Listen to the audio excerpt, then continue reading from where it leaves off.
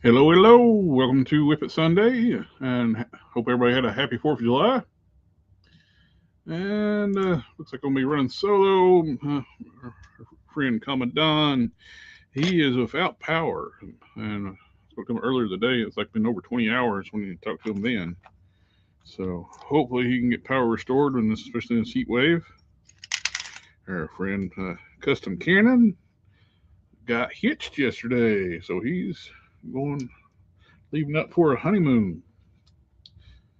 So, congratulations, my friend. I hope everything goes as fun and dandy in the new matrimony world. And I don't hear background music. I know I turned it on and it didn't go on.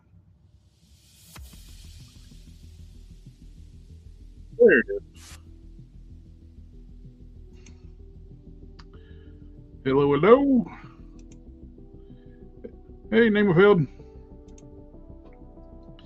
And I am continuing work on converting the loose collector Bigfoot into my original character Bruton. With Custom Cannon, he scanned on the feet model before for the well, I would say smaller version, but it's Marvel Legends Hulk size. And he took that foot and cut the front of it off, and where it can actually go onto the loose collector foot, and I'm retaining the toe hinge. But what we end up doing, instead of using the pins, we put little nubs here, and I cut a groove into the sides of the foot. So now I can actually just pop it in. It makes it much easier for like working on it for painting. When I paint it up, everything up, don't have to worry about trying to put a pin in, printing in softer materials. I'm using a tough, Anycubic tough resin. It's a hard resin, which is not brittle. So a durable resin and a friction fit. So I got a pinless joint, and like the loose collector, which is it's like the only pin they have on their figure is the toe hinge. So I got it set up where it's a friction joint. And they do that a lot with Transformers, where like instead of using pins like they used to, they'd actually do the friction fit where the panels and stuff would pop off. So that worked out great. Thank you again, friend Custom Cannon, for doing that. And like I said, it wasn't modeled for exactly, because we squished it down and cut it. So I had to end up adding some fur texture to both the original foot and the printed one, because it sticks out over here and sticks out on the foot, past the foot on this side. So I need material over this way, and on this side I need material this way. So we're gonna mix up some green stuff, put some here and some here. Already put some on the middle, so, and we can do some trim that up now while it's hardened up. Also, too, this one I carried after all this dried, using combination green stuff for the structure, because it's easy to work with and it's a solid base for that stuff, and it's durable. And for I'm using fur texture stamps that I made off the Ursa Major body, and creating the fur texture. And I like the Apoxie Sculpt for like texture stamps, because the detail's more crisp. You still get like nice detail out of the green stuff. Like, see, like here, I put some on there. After I did all this texture here, I needed to extend this out, so I rounded it off so it goes into the cavity of the foot. So I want to have fur texture on that. So you can see it there. You can see the fur texture keeps going. All right, now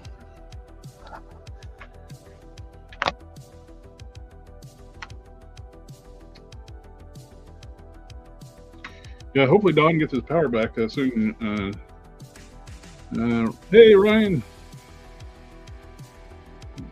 Glad you're here. And I got a few other projects I'm working on. I'm working on Surprise, another Prime, but I'm changing up the recipe. I have a editor working on my comic book I've been working on writing, and he's a professional editor, and instead of payment, he wants a Prime. So I'm making a new Prime, but I said I want to change the recipe up, try some new things. So I got a OG Strong Guy bath for cheap off eBay. One of the big things with making Prime is tapering down those legs. It takes a lot of work to get those tapered just right, because I want the smaller ankle. And the Warpath feet worked out perfect. And I did have to clearance out some there. I cracked the torso on the Strong Guy, lower torso. Now we're going to pull out the hip joint. What was cool, I didn't expect this. It's the same joint. It's the same T-bar joint. So that made things really easy. It fits right into the slot or the factory slot, and boom. Now I did clearance the waist piece. It popped in there tight. There's the butt. Now, I didn't realize too how easy it is to crack a Caliban waist. Never really had a reason to, but going forward, if I'm making anything else on a Caliban, I'm just cracking the waist because it makes it so much easier clearancing the hips. You just drill a single hole down here, put some snap ring pliers in it, and that comes right apart. And you can see the post on the torso here. And plus, this is going to make things so much easier, well, like I said, for clearancing and sculpting the lower armor, like on for Prime. As always, trying to keep a clean seam between the torso and the waist piece. It's going to make things so much easier. It's like, why didn't I do this before? Now, the only thing I've done to the legs, on this one side, I did take down, so it sticks up a little bit higher over here, ground some of it off. Round it off, well, for extra clearance, I'm going to do it this side. I'm going to this jets it over here. I want to ground that off. And let's see. All this through here. Take a few millimeters off that.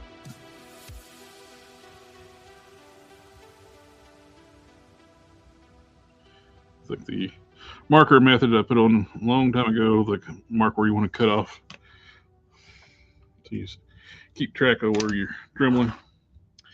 What I'm going to do though first is the green stuff, because I do not want to get Dremel dust, plastic dust all over the workstation while I'm working on the green stuff.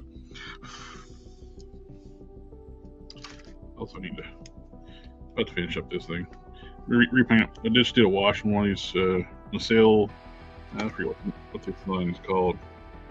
I still got to put some kikis in that joint. It's like boop, boop. Need to put a wash on the hands. I need to dig out the alternate hand too. I've tightened up most of the joints, but that one is kind of plain, so the wash helps a lot. Thank you very much, Thor.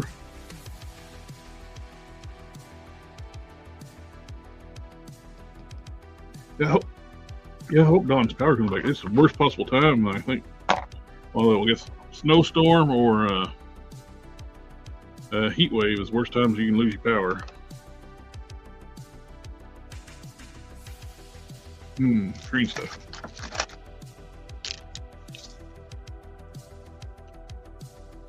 Also got the Bruton heads primed up. Did black primer on them.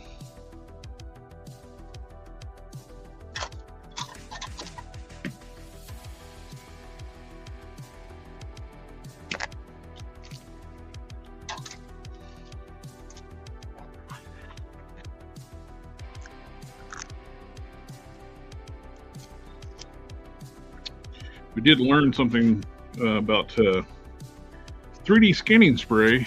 I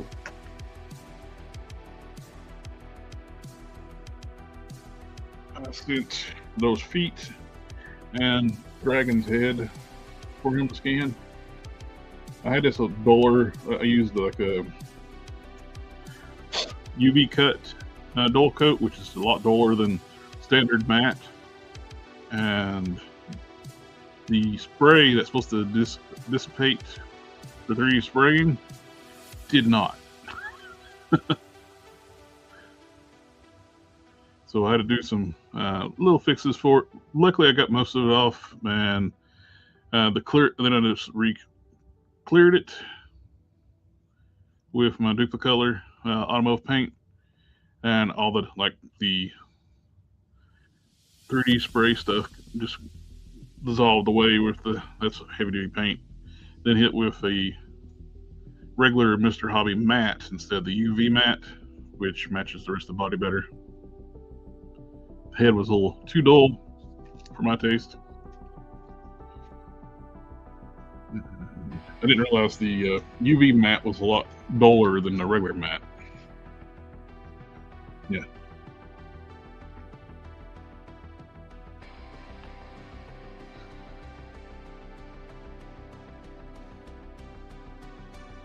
And then too with the green stuff, the contact points between the green and the blue start curing. So that's hard in between there. That robot, I got that at Walmart. That's buying the sell toys. Let me grab it back here. It's like a revival line from from an old property from the 80s, and they're kind of cool. The joints are a little loose. We've added a little bit of paint to them. They look really do a little bit of weathering on them. They look really cool. I like to replace the sticker. Eventually, it'd be cool just like do like a 3D print and make this actually raised up detail. Oh, wow, got that here. I'm gonna put some kikis in that joint.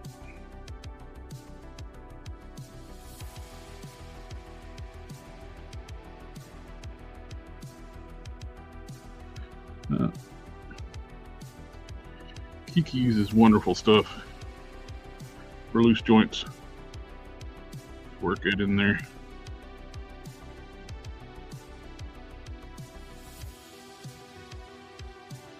Just got dry. It's a dry or not. Here.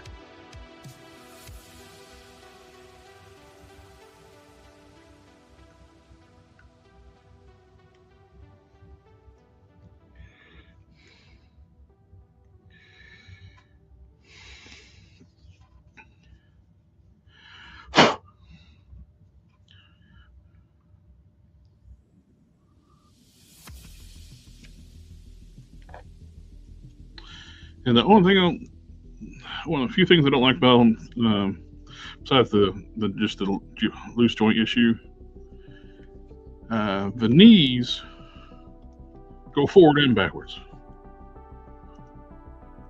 They actually go forward, but they bend farther forward than they do backwards. And that came right off.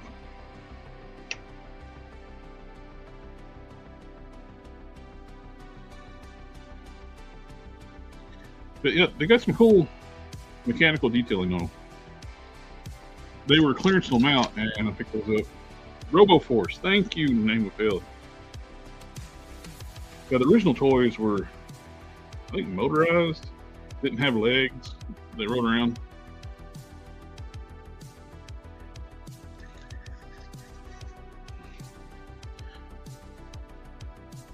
I've actually moved my Kikis to another bottle because the original bottle had a similar like needle pin, like for getting where you put the solution into the joints, but you gotta make sure you clear your nozzle before you put it away, so it will harden in there. And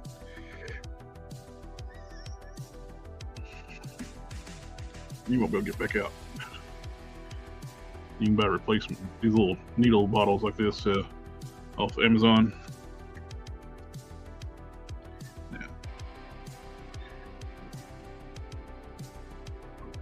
Yeah. So on out the door. RoboForce.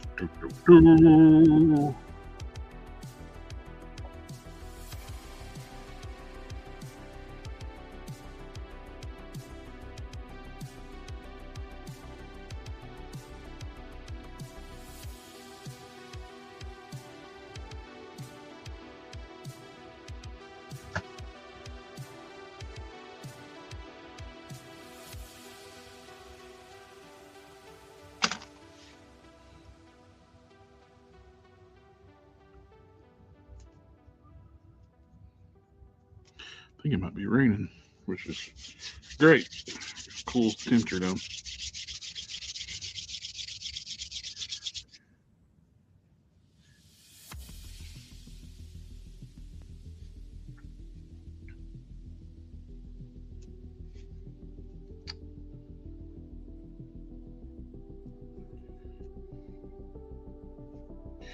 I've heard, Ryan, I've been hearing that the Beast Kingdom figures have been showing up at Walmart. That's cool.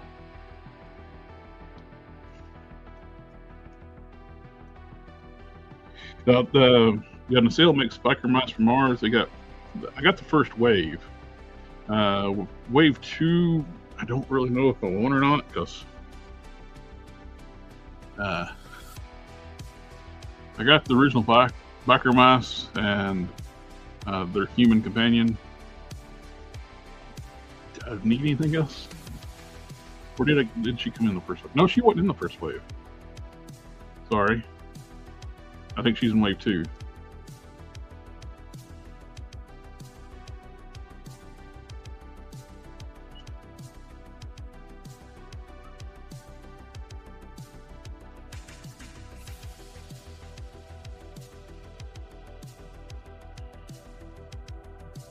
Yeah, green stuff is super, super sticky.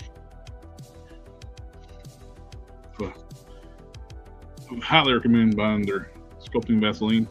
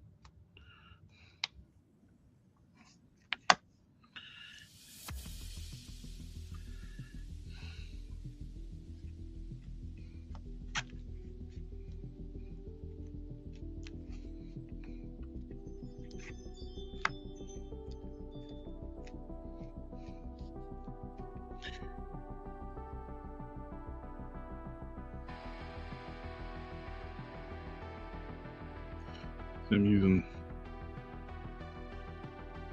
this to build up the height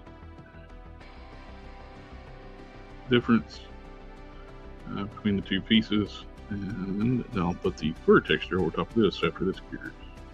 I'll hit this with two of the rough grinding bit, or the Epoxy Sculpt's got something to bite to.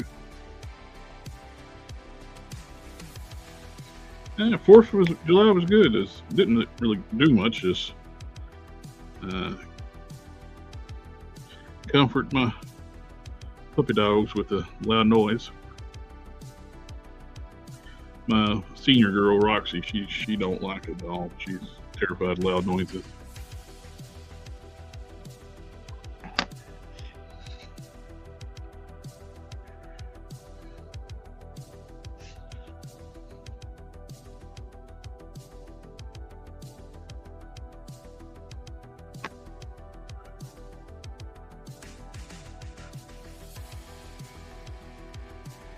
And she is a hunting breed, so she's been a terrible hunting dog, which I'm glad I got her.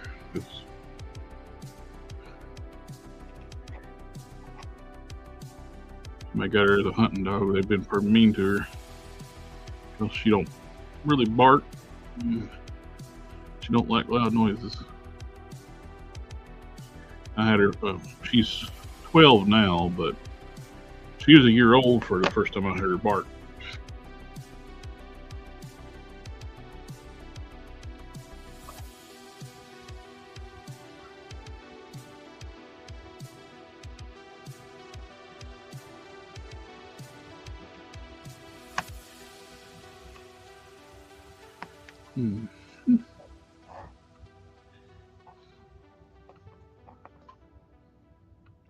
Yeah, I'm pretty sure it's pouring rain right now.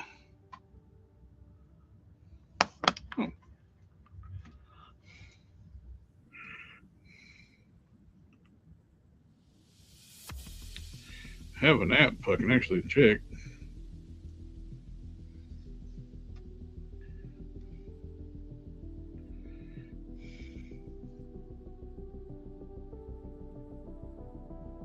Oh yeah, it's absolutely pouring.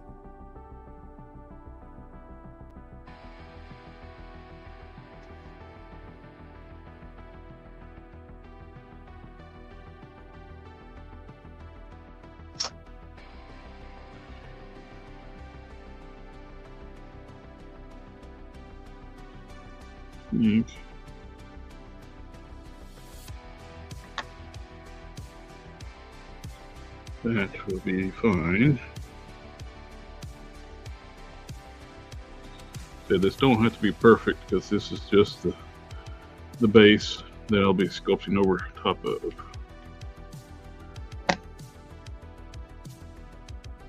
I've made up way too much green stuff.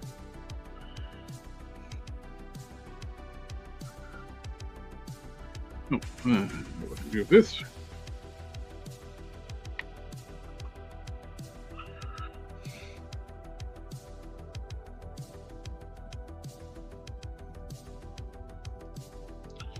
Took out a little bit too much on this side.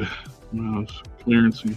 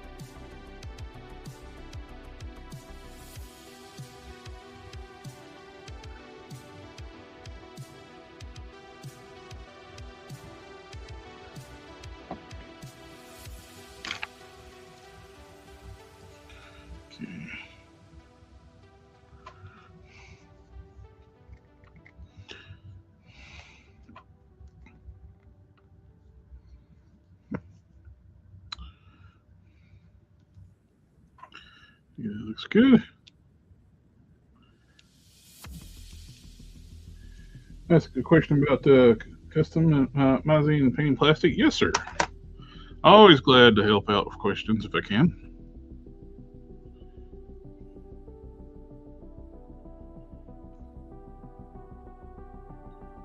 Oh, that's awesome, Brian.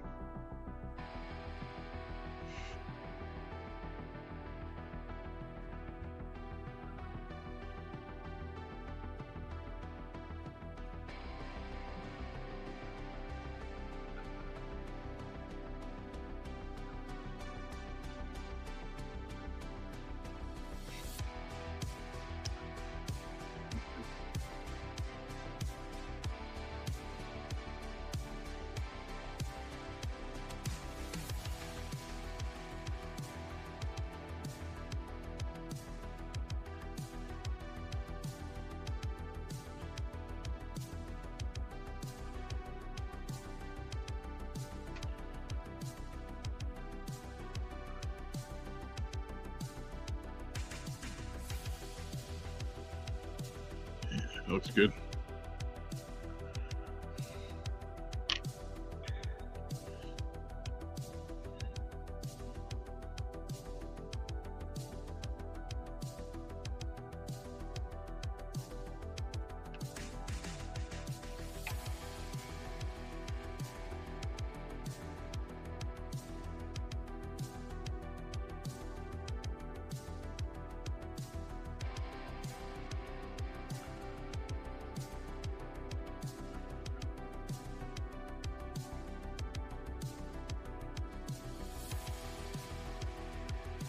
Now, having this off is going to make sculpting the little triangle piece, bottom peak of the chest armor, so much easier.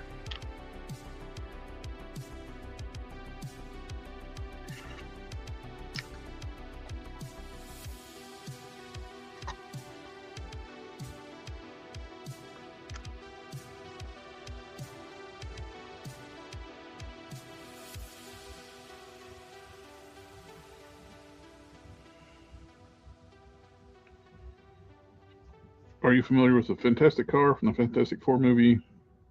So I use it to customize my copy. What paint would you use on that type of plastic? Is it the which version is it? Is it the popcorn bucket one, or is it the actual one for like a Hasbro version, or which movie of the Fantastic Car? No.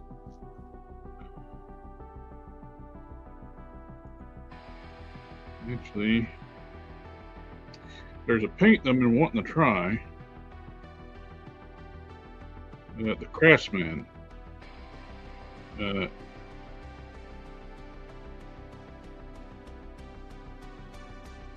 He uses it, and it is. What about you, Final Wonder toy paint?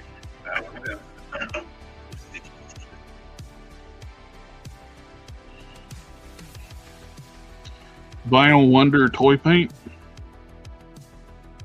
and it really bonds well to plastic, and flexible plastic at that.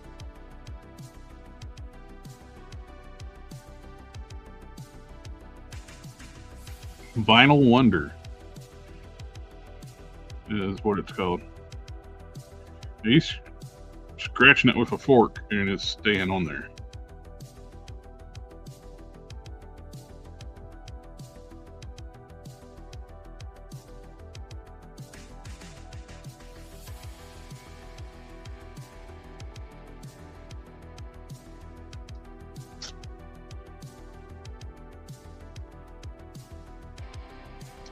It's actually the Hasbro version for the toy, for the 3.57 inch from the newest movie. Well,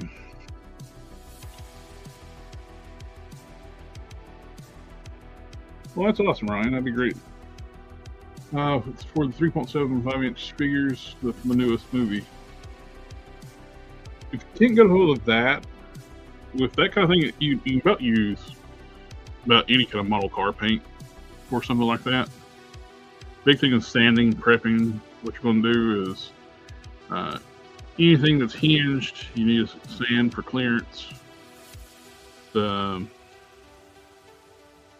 don't want to put it on that kind of plastic too. You don't want to paint just on the bare plastic. For most part, you want to scuff it. Get some 500 grit or something, 1,000 grit, and scuff the paint where it's not really biting into it. It's just enough where it breaks the surface where the paint can actually bond to the plastic.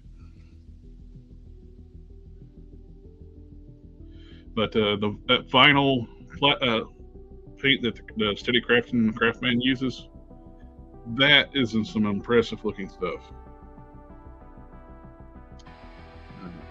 So if you can get a hold of that, I would use that. That stuff looks amazing.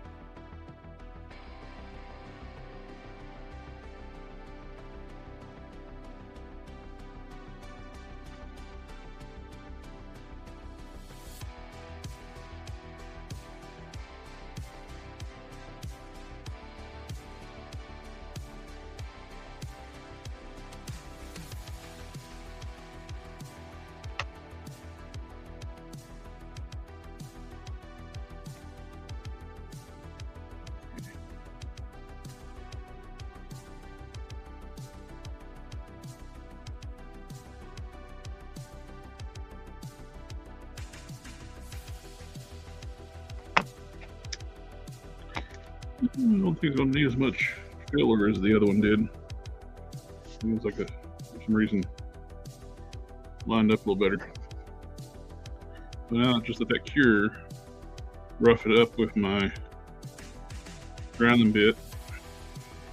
I'm going to apply some epoxy. With the epoxy sculpt too, you got to let that, after you mix it up, let it sit for about 30 minutes or it's just too mushy. You got to let it start to kind of harden up a little bit before it's usable. So to the side. Oh, what to do? Oh.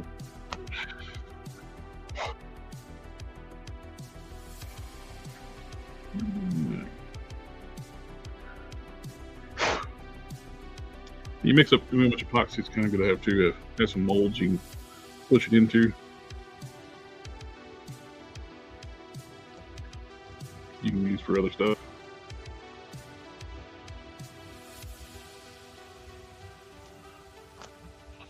So I hate wasting epoxy, and terrible judging how much I need. So I always have too much epoxy.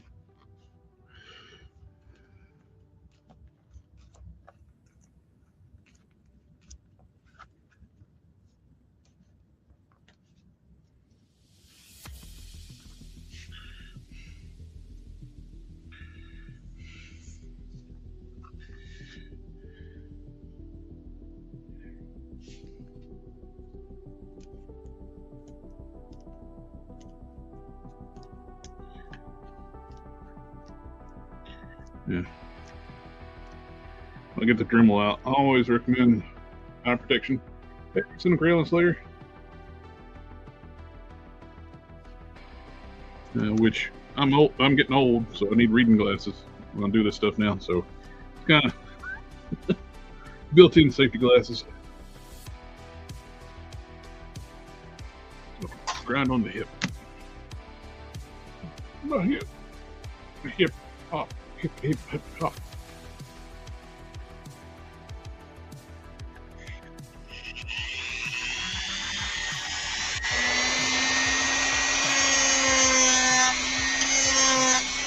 Well, if you don't like the sound of going to the dentist, you might want to turn your volume down.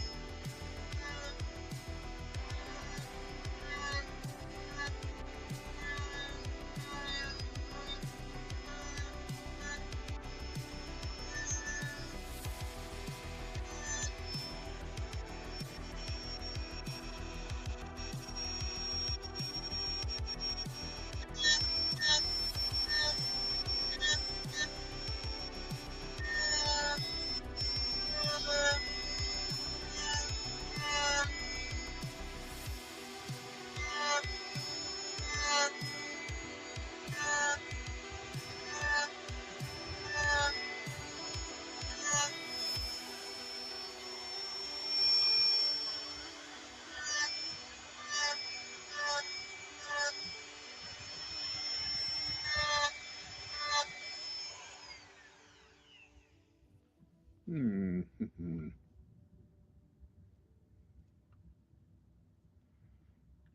think some more.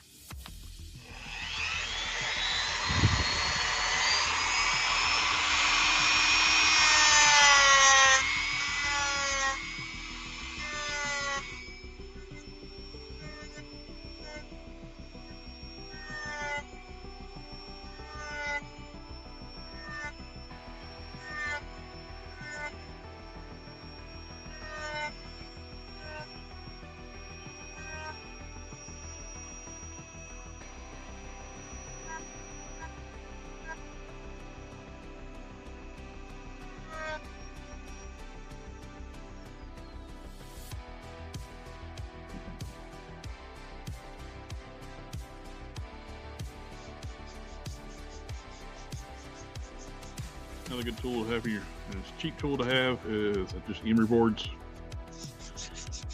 And you can get these at any department store,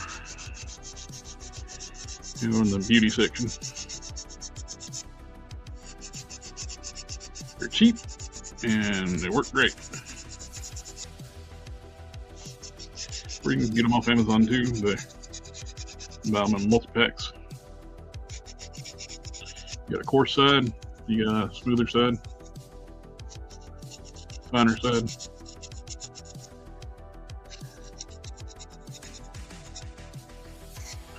Contrary to beliefs, I do a lot of prep work.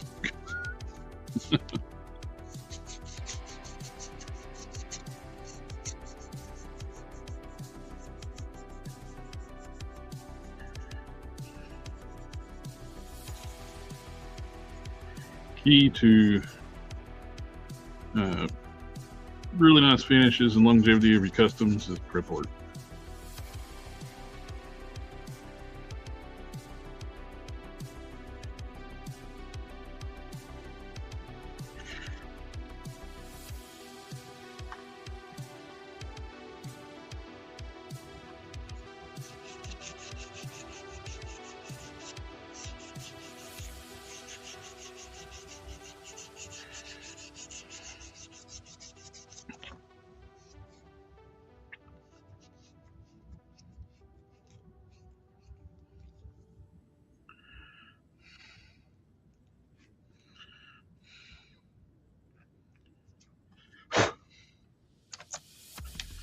One thing you got to clear out too when you plastic, when you're like an opening like this, some of the melted plastic will build up around the edges. You got to go back and clean it out.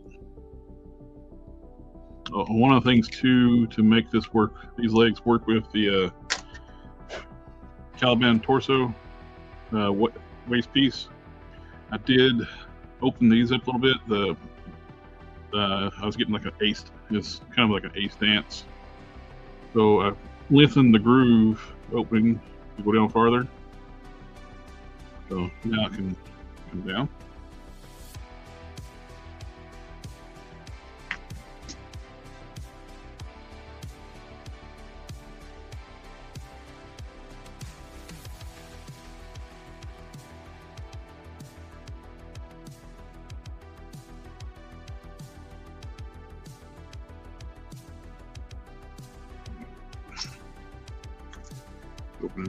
I'm in Dom. My buddy Hope Smash up in Canada. See if he join in and chat.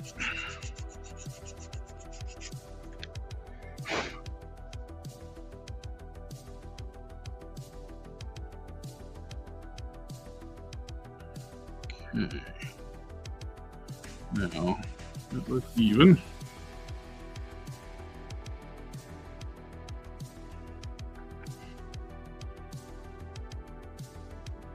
In there. Yeah. Yep.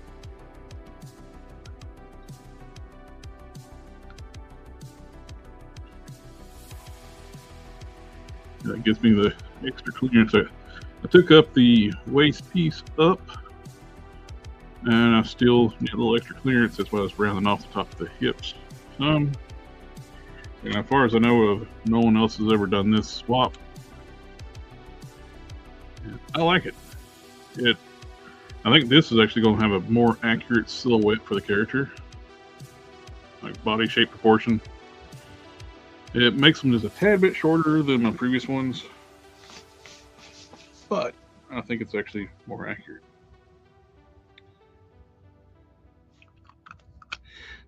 Tempted to taper down the forearms a little bit.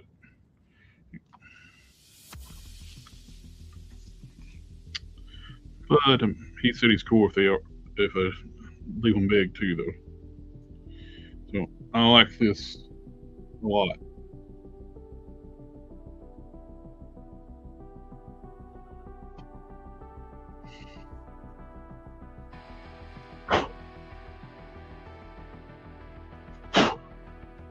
I'm going to try, and I bought some fresh blue stuff. I'm going to try to make a mold off this chest armor and see if I can reproduce that with push molds. Keeps make it a lot easier to show about that. If I can make a push mold off this armor, that would be tremendous. About like trying to work on and hand sculpt everything. I've already hand sculpted it multiple times. It'd be nice to be able to just. Which what I would need to do is make the mold. Hopefully it don't hurt the paint. Then put the epoxy in the mold and press it against the body. Now just drop the legs on the floor.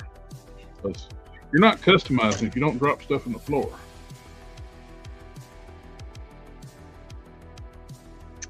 Where'd it go? Always goes under the table.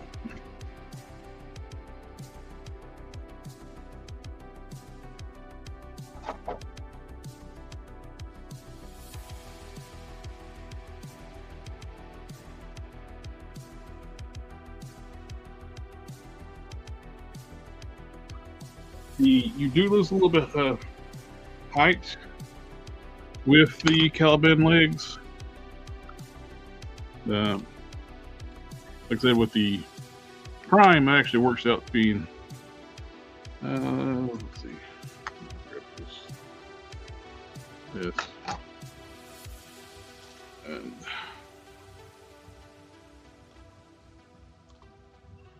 you do lose a little bit of height, not a whole lot.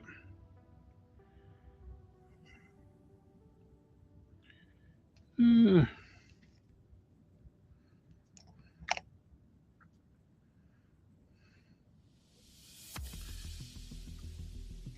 gonna try to get there. Try to get lined up here.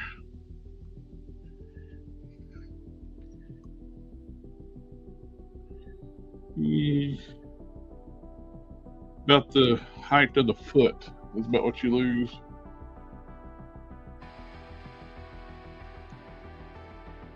Like I said, with this character, I think that works. Because Prime was big, but he wasn't super tall. I think having the legs like this actually works out well. Like I said, I'm tempted to taper down the forearms. And because he was never drawn with like giant hands, giant feet like they do with Hulk.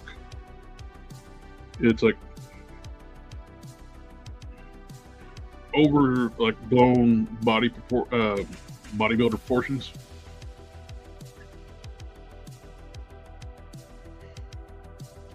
You have some Mini Toys figures. I think be a great base for RTO up front. Oh yeah, there's some great bases now out there, more than just Caliban. I've been using Caliban more for consistency. With I'm doing like that's my first appearance Prime. I'm working on a final form Prime. I'm gonna do a Rogue Prime too.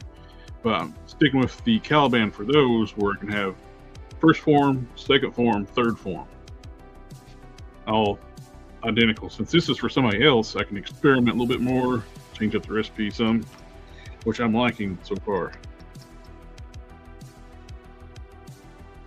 And with the gauntlets too, I can actually custom cannon. I sent him like one of the ones I sculpted, and he reproduced it in 3D, so I can actually size it to whatever I want now. So if I taper down the forearm, like this is the size I have right now, I can actually taper down the forearm where they fit the smaller arm. And I kind of would like to go with a little bit smaller hand, like a Warpath hand or something along that line.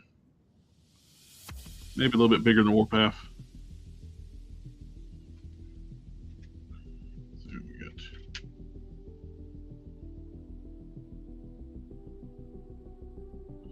So when you work out, your hands don't grow. They stay the same. Your forearms can get more muscular. Yeah, they can get more blocky, but not. They don't grow like the rest of your body. You have bones in here. So when you work out, your feet and your hands will stay proportionate to the rest. So when you do Supergirl stuff, they always do the giant hands and feet, which is fine.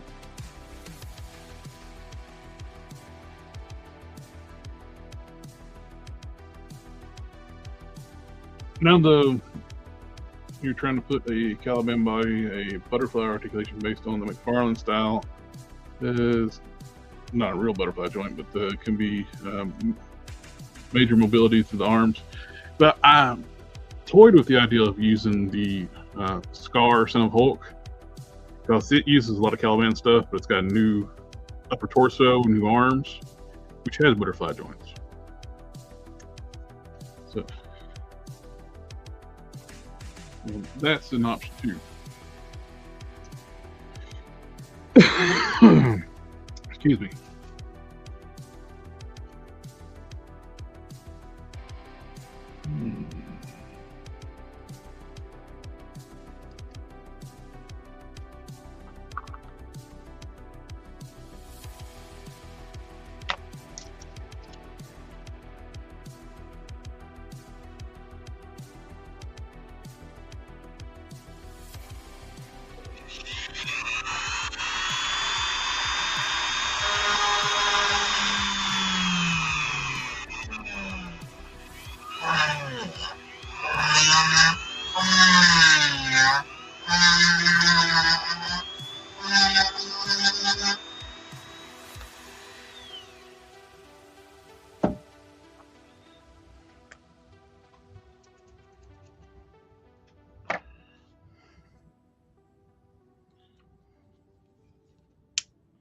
There we go. There's how you crack a hip.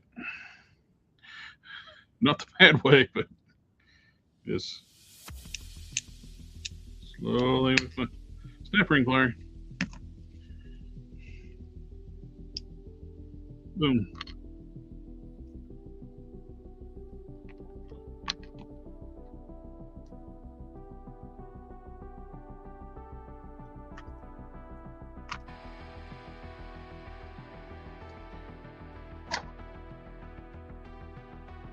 Yeah, the Hulk 2099, the butterfly joints on that work a lot better than the 80th torso.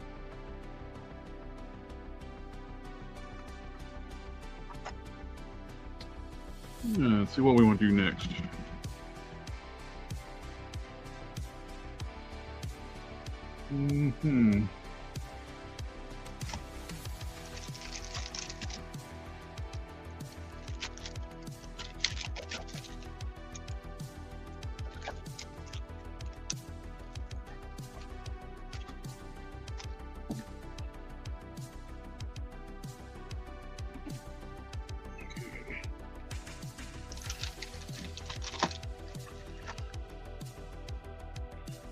warm brown.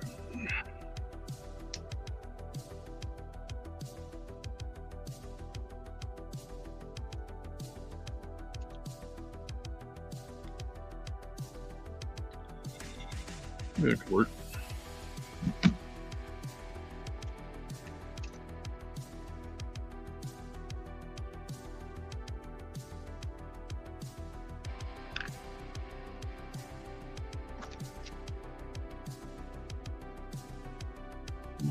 Don't see my, unless my tester's burnt, you know.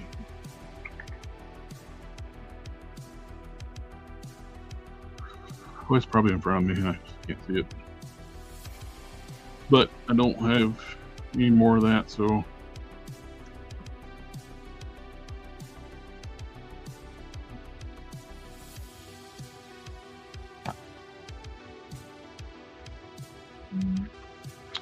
I'm going to use this warm brown.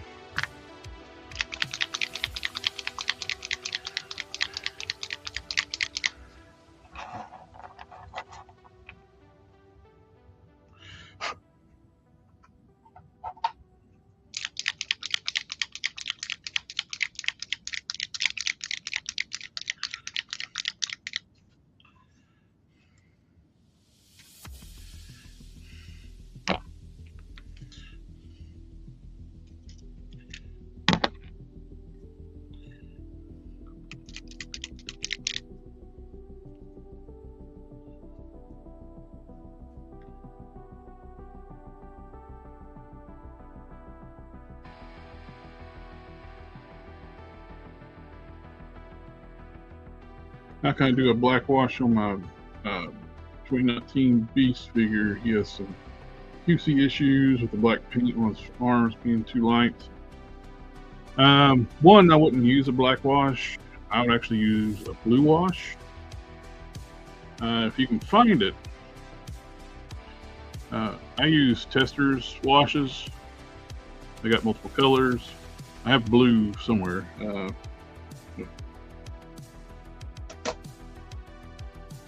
It's green. This is blue. They got a blue wash. Black. Their black wash is kind of like a brownish gray. There's a green wash. I got like a mahogany wash, barn red wash, yellow wash. All made by Testors. They're harder to find now.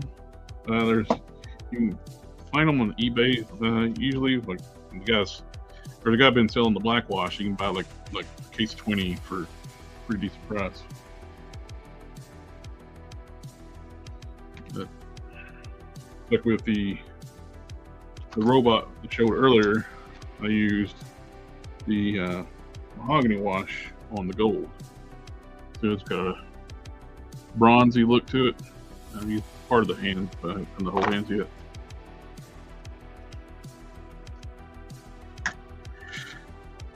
Oh, what I'm doing here, I'm just using this to hold my paint lid.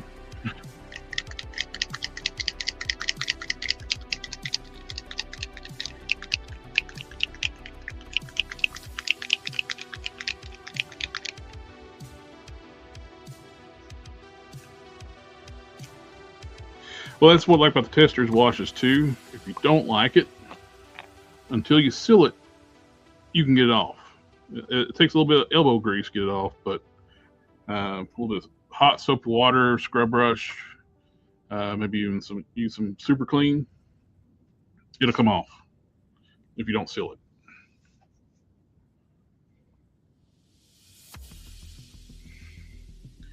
These Pro acryls cover so good. But they're not durable. They require sealer to be durable.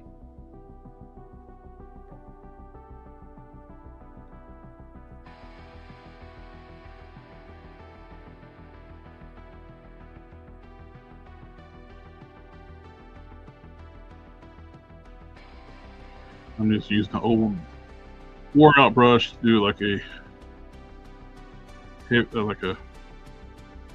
not a super heavy coat. I actually don't have a lot of paint on the brush. It's just this stuff covers so well. Plus I primed it in black too.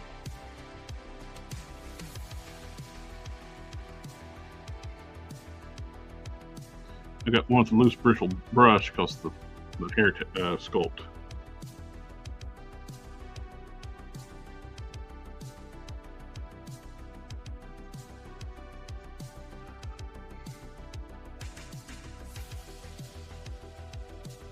You don't want in there.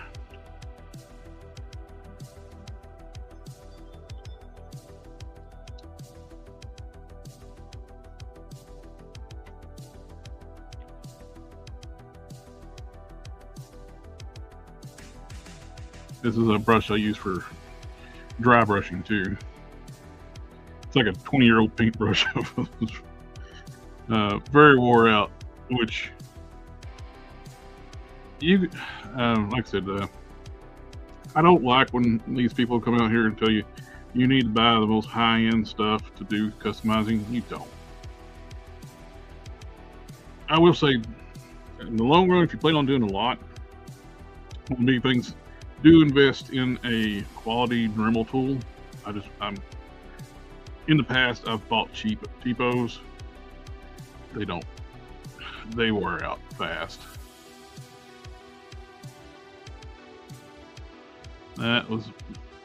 Just go ahead and get a Dremel name brand rotary tool if you're going to get one.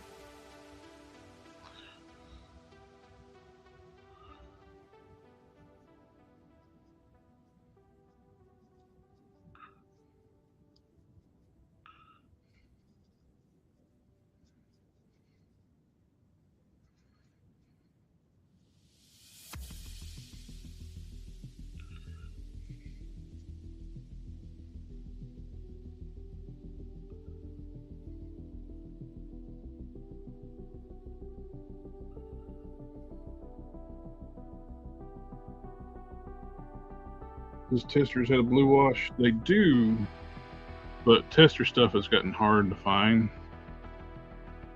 Rust-Oleum bought Testors a few years back and killed their Model Master brand. Well, the acrylic side. You can still get Model Master enamels, but you can't buy acrylics anymore. You can get acrylics in the small bottles in their paint sets. But other than that, you can't really get Testors acrylics anymore.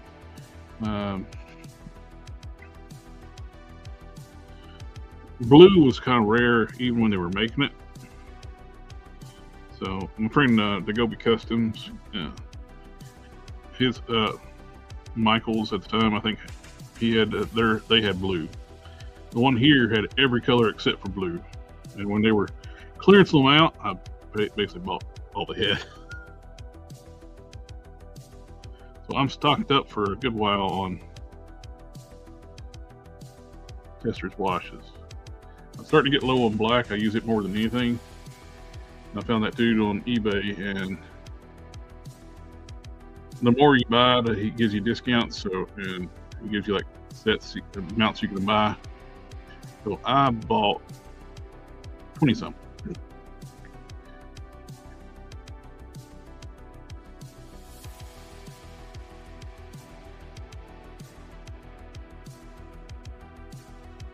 Alright. First base coat on that one done. Now on the bigger one.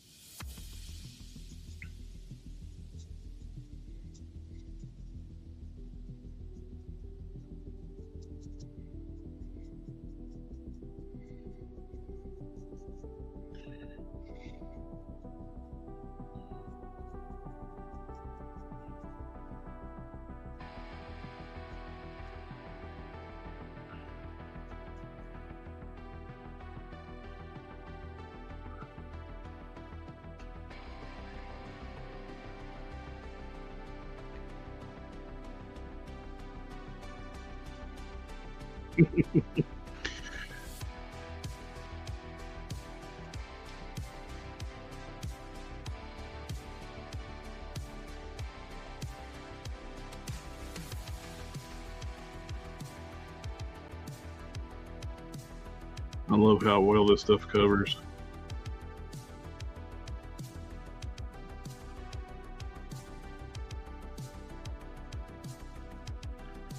It looks pretty close to like Tester's burnt sienna. It's actually showing up more reddish on the camera than it actually is in person.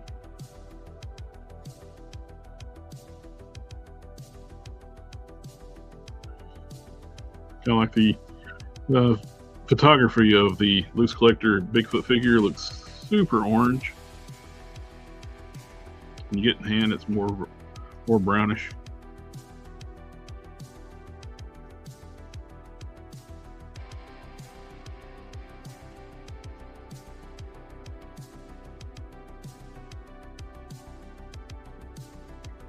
Hang it up.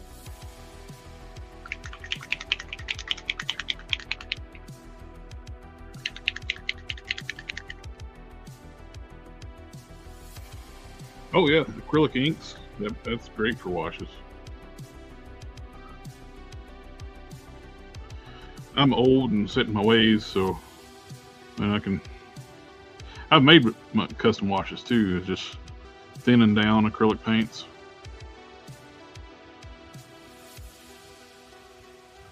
Basically, you just thin it down with water. You just play with the consistency until it's a wash. Yeah, so, actual washes have a little bit of solvent to them.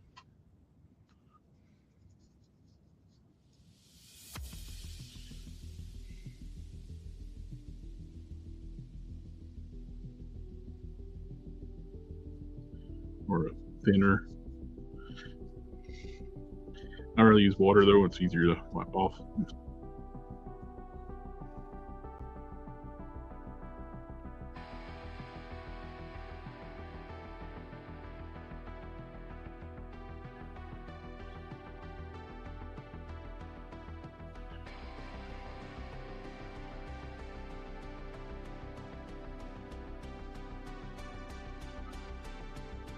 That's dry and nice.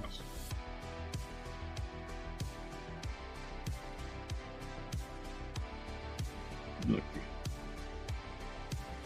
color it's drying.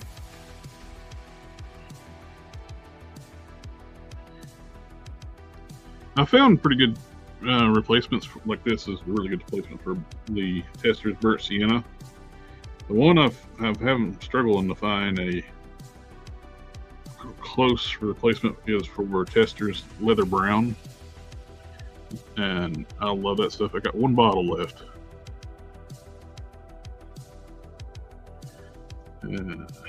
That's once I get this all based up, I'll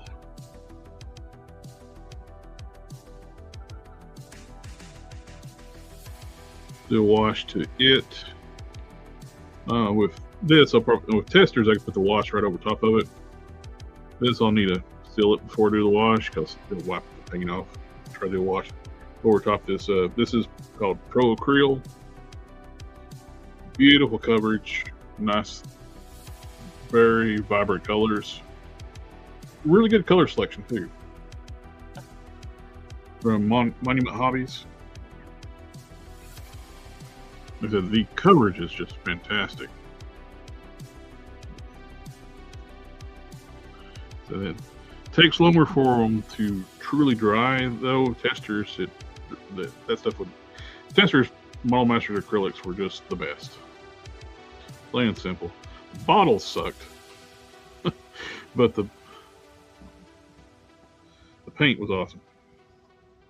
I'll say the way the bottles are all sucked because if you don't use them very often, you'll get the lids get stuck on there, and you have to use either a blow dryer or hot water over top the lid to get the lids off. I've actually shattered a bottle trying to get the lid off.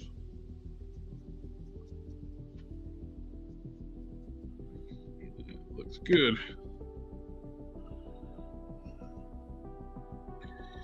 I like it.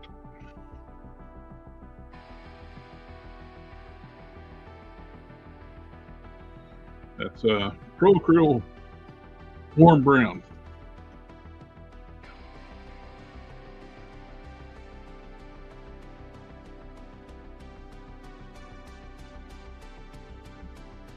After it dries, I'll do another coat, fill in spots of mist. Got some areas around the eye up there. But of course, where I was holding it, tip the trunk. I think that.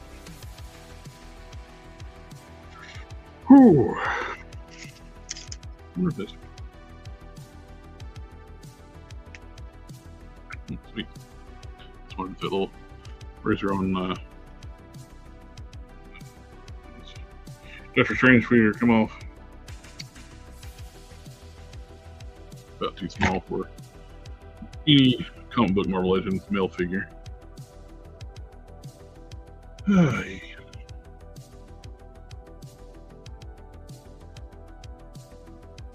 But you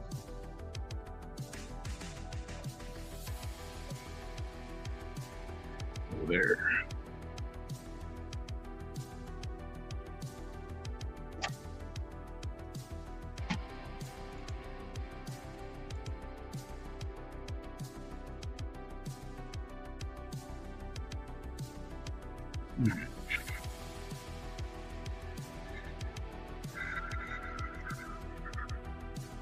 I'm gonna stick with mahogany wash.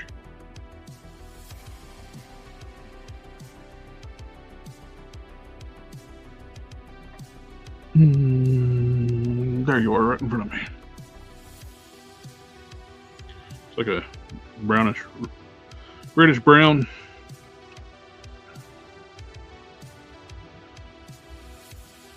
And one thing I love about like Testors washes, super simple to use.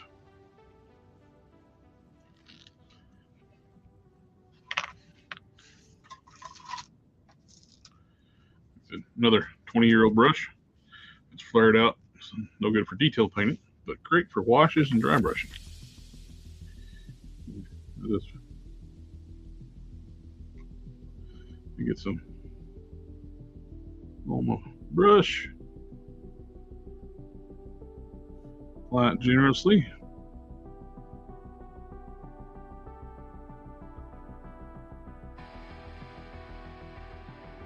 Keeping off the black because it'll show off on it. Black and silver too. Show up on that.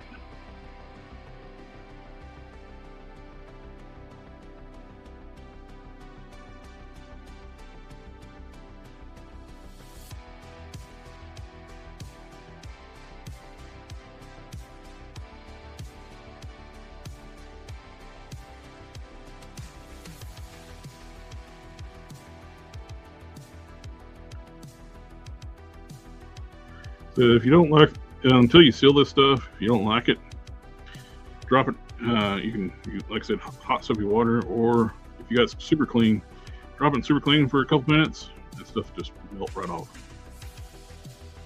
But you don't want to leave it in too long in super clean. Super clean can, if you leave it in way too long, it can dye the plastic.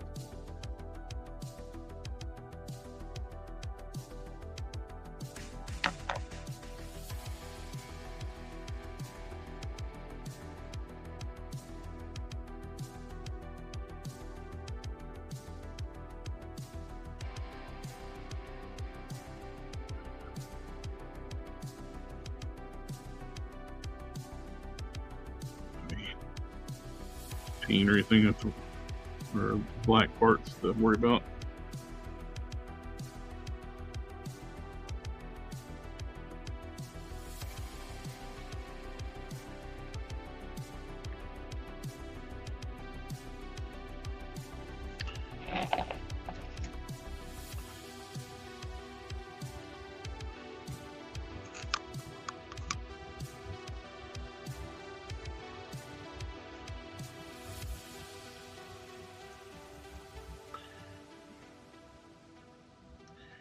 And depending on how much wash you want on here, you can do multiple coats after it dries. Also, too, and how long you leave it on before you wipe it off. I've seen some people talk about like letting it dry, then like take a thinner to remove it. It's like that I don't get, because just wipe it off when it's wet. It's a lot easier that way.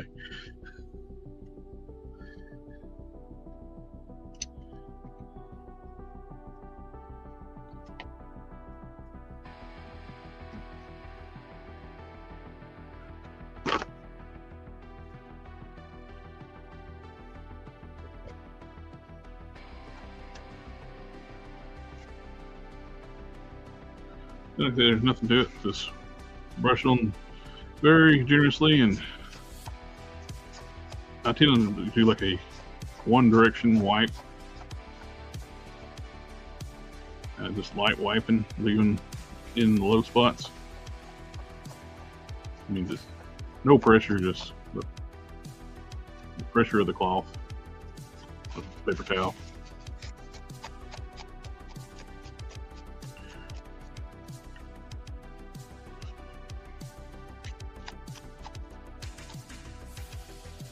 That's it. Just put the wash on.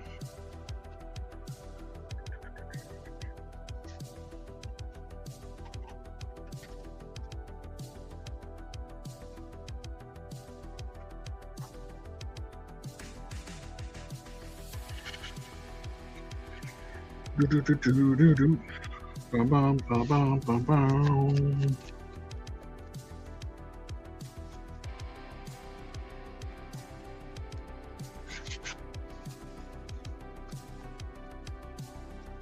Yeah. Sometimes it can't go one direction because the angle of stuff. But most of the time.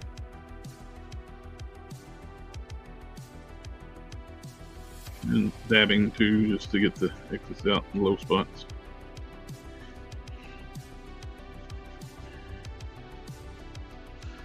There we go.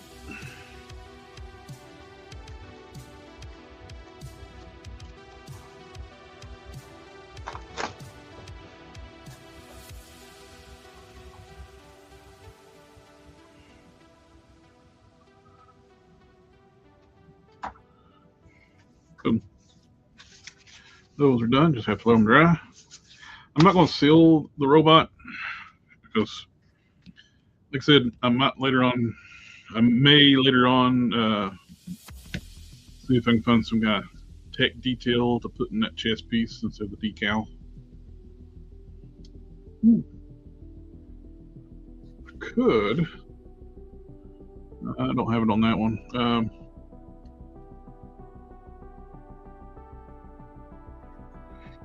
This is not it, but it kind of shows an example of what I'm talking about. On Cults 3D, I found like a tech wall. I actually used it for like pieces on a figure, scaled it down, and it's actually rectangular, so I can actually scale it and have some of this tech detailing on the chest.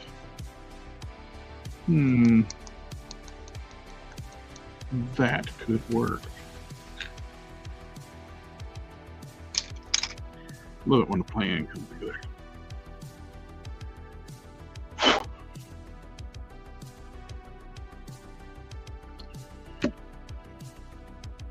I get spurts of inspiration and just think about everything.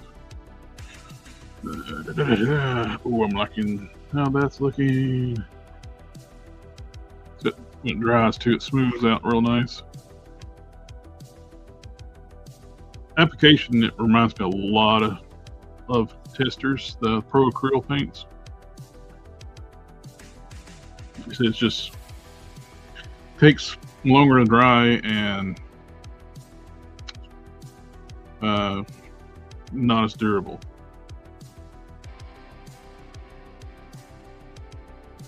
Definitely needs a sealer. It's not as bad as Citadel paints. Citadel paints cover good too, but they're very scratchy. Easy to scratch and you seal them. They're close, but I think Pro Curl's got an edge on it. What to do? Alright, let's... Oh no, his butt fell off.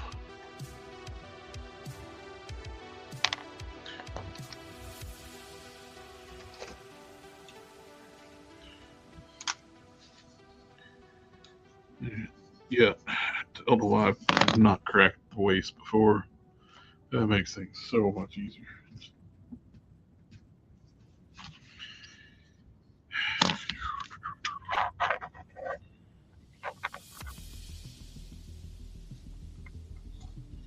Start fitting these heads to the body.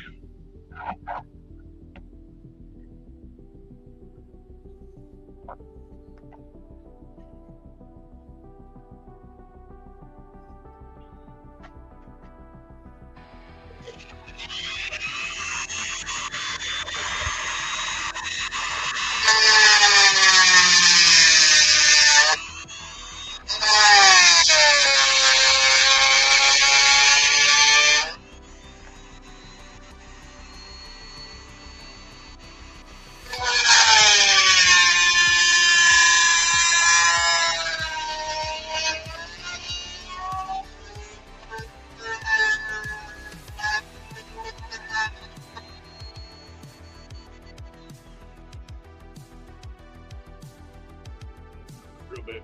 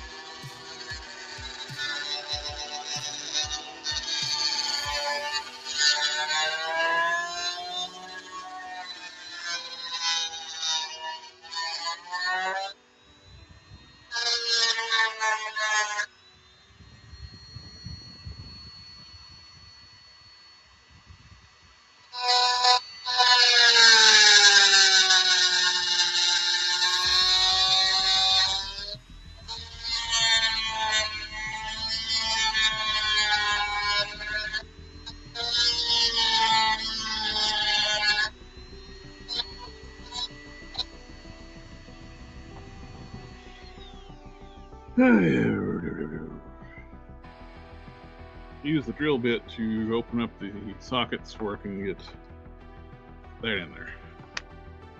I'll make quick work of opening up the sockets.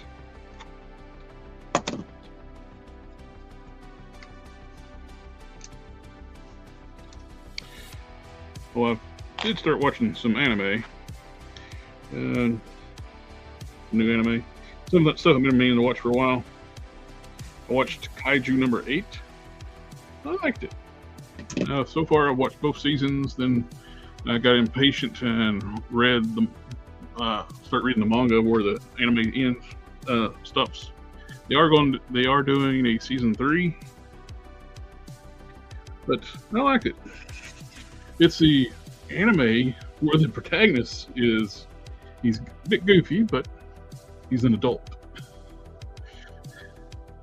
And it's in his transformed state, he is really powerful, but he's not the most powerful thing, and so he's not overpowered main character, or in his human form, he's a klutz. So I was so burnt out on the people copying the One Punch Man trope.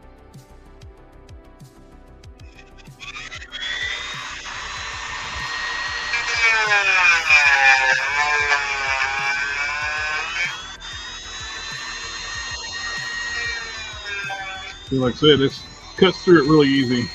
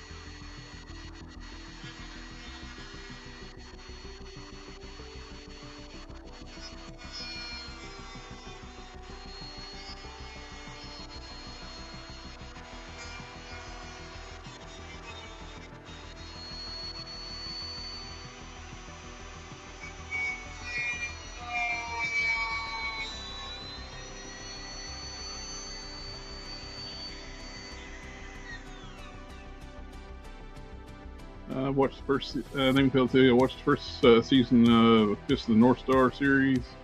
It's pretty good. Is the new one or the classic?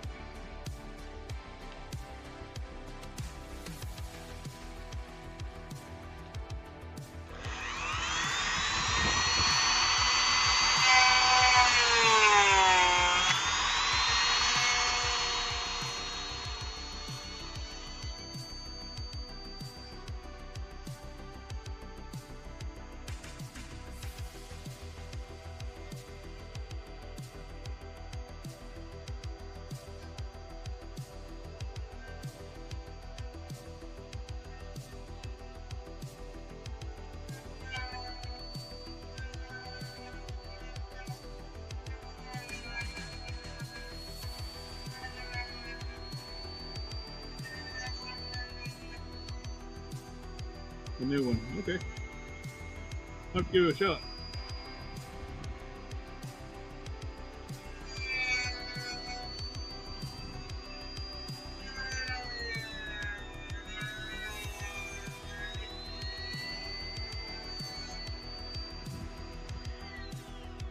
I think there's certain tropes that just get tiring, and well, basically all media, but the isekais, I'm burned out on that stuff.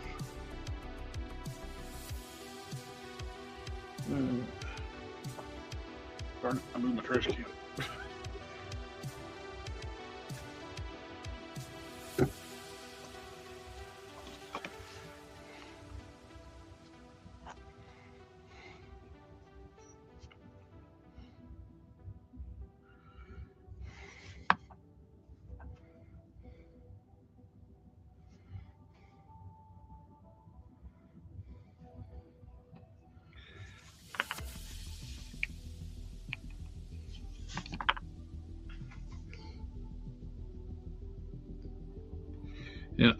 And having so many of them where the protagonist is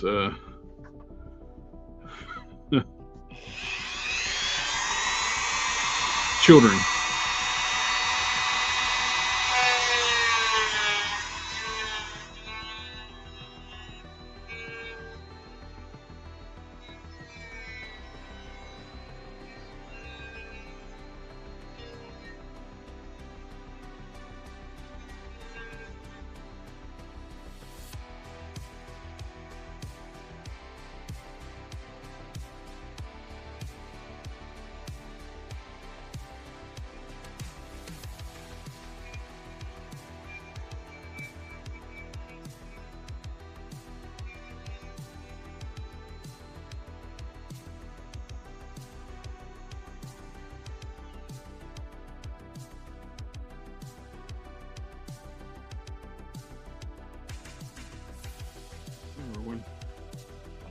find it hard to find animes where the main characters are adults. And they got this whole trope now too. If you're 30 years old, you're an old person.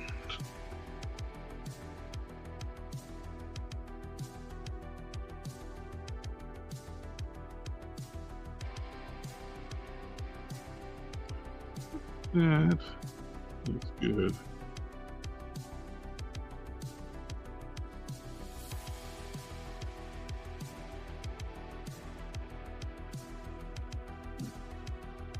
Just gonna get them dremelled out and not worry about the green stuff tonight.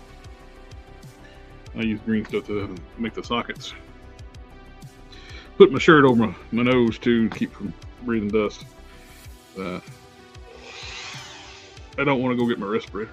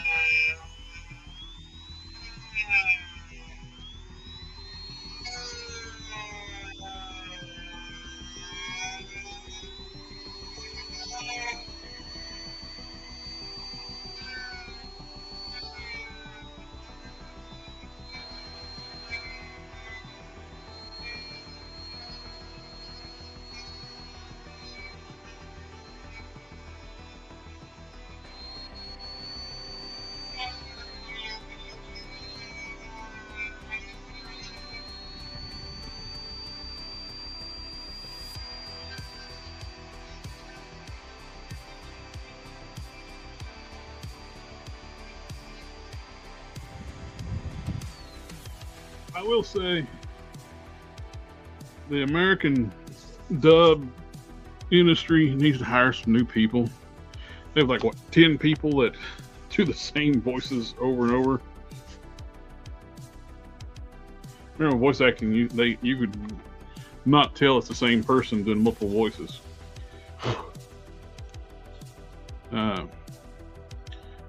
Like in the 90s, Beast Wars.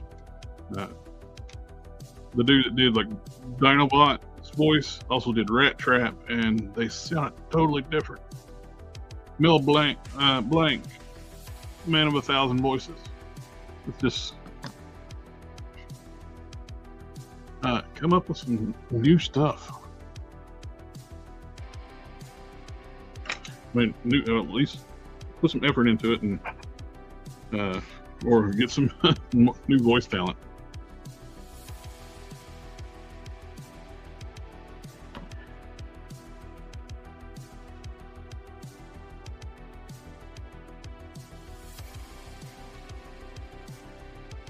Oh, nice. That's good. That's good to hear. That's another trope I don't like either, like having the main character be a pervert.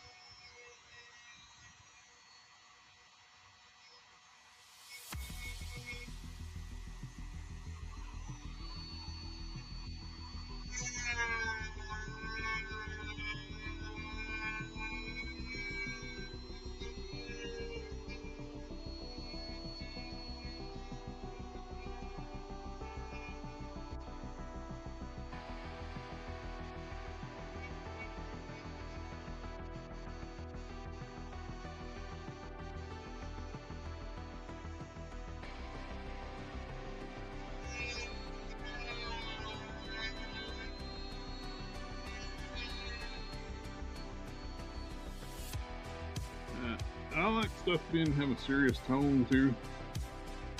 voice actors used to work more. Yes, the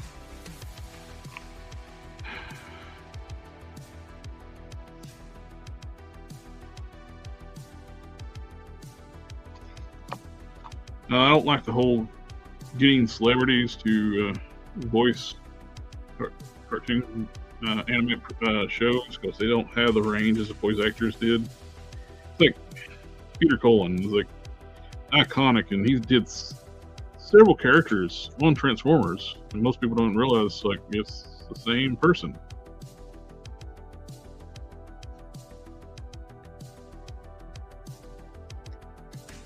Like his Ironhide and Optimus don't sound anything alike. They had more range.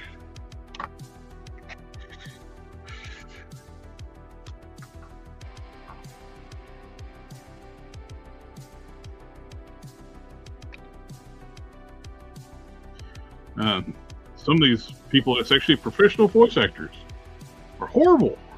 Their delivery is just so flat, no emotion.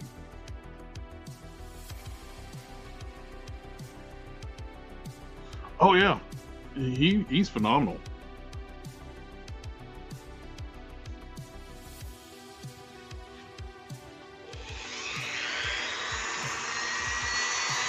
It's also too like the can't remember his name. He did the voice of Goliath from Gargoyles.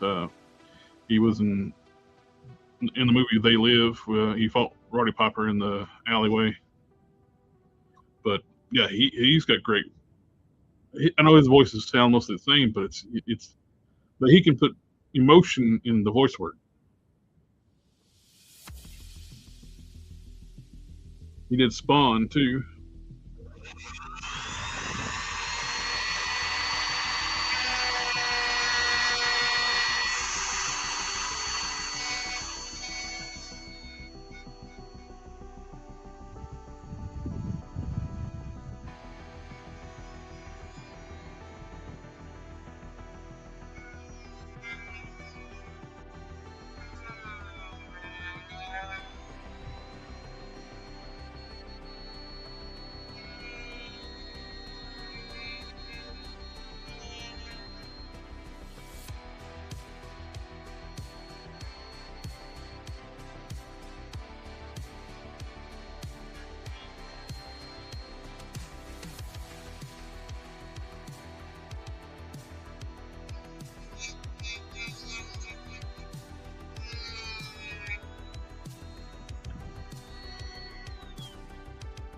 Keith David, yes. That's it. Thank you so much.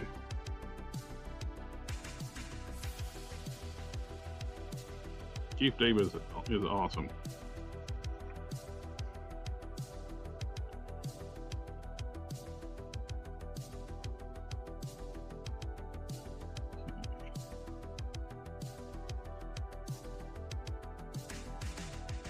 Good.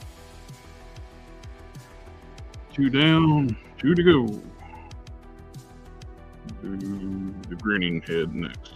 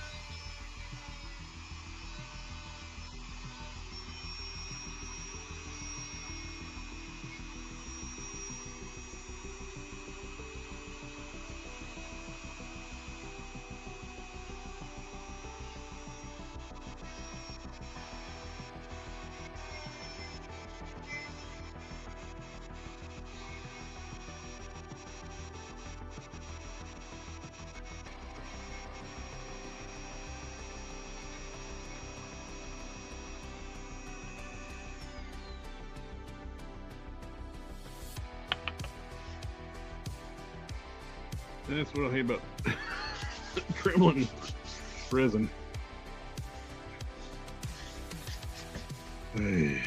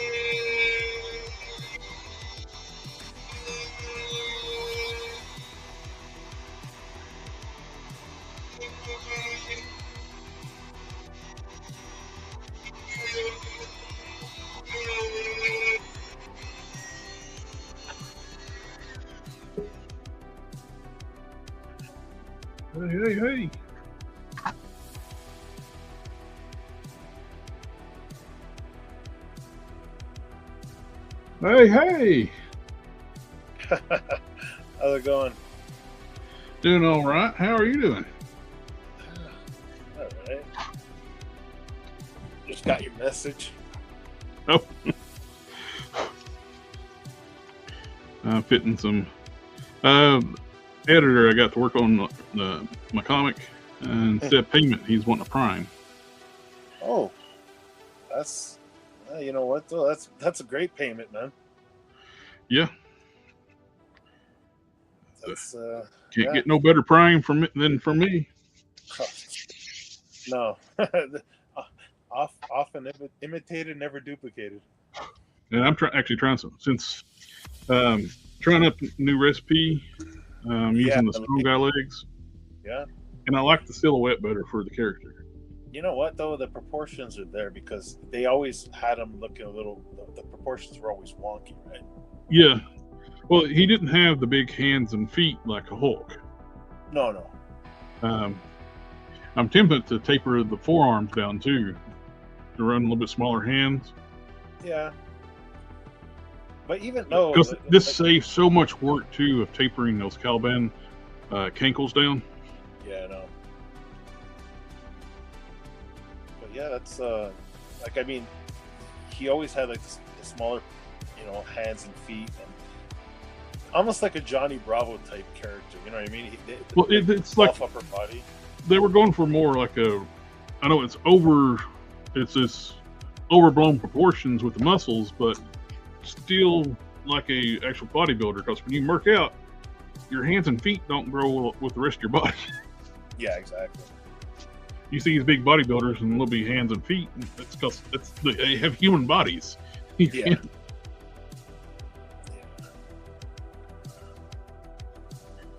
Alrighty, that's 3. Getting the heads fitted to the torso. Oh my gosh, man! I will never make when I'm working on anything using the Caliban, crack the lower waist. It makes working on it so much easier. Yeah, it was one hole at the bottom, and using I didn't go all the way through. Just enough where I can get the snap ring pliers in there. Yeah. And pop. I did the same thing with the one of the hips, just for showing an example. I drilled a single hole in the bottom where it connects, where it's out of sight, so nothing gets through on the side. Yeah. Just slowly took the snap ring pliers and it cracked open. Nice. But yeah, I like this a lot, and plus you can get this was the OG strong guy. Yeah. Because forever, he was pricey for a long time until the reissue, and this one leg, it comes with like the Pirate Deadpool, hard to get. Yeah. Yeah. Oh, Phil Lamar. Yes, I was trying to remember his name too. Well, thank you. He voiced the Green Lantern on Justice League Unlimited. Mm-hmm. He did a lot of voice acting. I remember him from Mad TV. But I think that portion-wise, I think this looks great. Oh yeah. It matches the character better, because these legs weren't available when I made my first one. your OGs they're perfectly fine too. I know what you mean. Oh yeah, though. I'm going to stick with that with my other ones because I'm making like the first appearance, second form, third form, so I want them all to be consistent. But if I was going to start over today, this is the legs I'll be using. Because it's got the big, huge quads, the thigh muscles, and tapered down to like where your legs actually are. I'll be honest with you. I think Strong Guy was sort of based off of like a Prime type body. Yeah. Well, I think Strong Guy came first. Did he? Okay. Yeah. Now, one thing I do think is based on Prime is All Might from My Hero Academia. They all got like that similar type of build, right? Exaggerated, muscular physiques, whatever, but with like small hands, small feet. Yeah, they all got that cartoony look to them. Oh, I set the torso beside the. Yeah, I'm still working on it. And it makes too like fit and stuff easier too when I don't have the waist to pull with. Oh yeah. I like having just the torso. Now this one's a little more trickier because it's got the open mouth and the back of the head. Canon was been fixing these for me, but I don't have them. He's on his honeymoon right now. He got married yesterday. Oh yeah. Yep. Mr. Don, unfortunately, in this heat wave, does not have power. Oh shit. Yep. Hopefully he can. Hopefully he doesn't stay out too long. When I talked to him earlier today, he said it was already 20 hours. Oh jeez.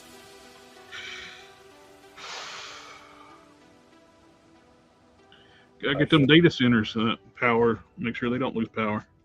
Shut down homes. Yeah. In a case like that, like I don't know if they're going to be able to tell them how long it's gonna take, because usually you call the power company or the hydro and they tell you, we're working on it or whatever, but give you a rough estimate, man. Because if it's going to be a while, I'd probably go get a motel. That's an air conditioned motel for a night or two. The worst we ever had here was after a really bad storm. It's like the power was out for like a week. Yeah. I thought the entire county got hit. That's crazy. Yeah, we had the big blackout. What year was that? It affected almost all of like this area of Canada and just south of us. It affected some places in New York, Buffalo, and stuff like that. So it's like it actually hit. They called it the big blackout of, I forget the year. It was like early 2000s. Like 2003 or so, 2004 maybe. Yeah, it was. It lasted a few. Oh, WS Pops did what you do. It's got me working on a custom Captain America. That's awesome. Hey, Alfredo. Well, a little bit of noise at home. You don't like the sound of the dentist. Not want to turn your volume down. Last head to fit.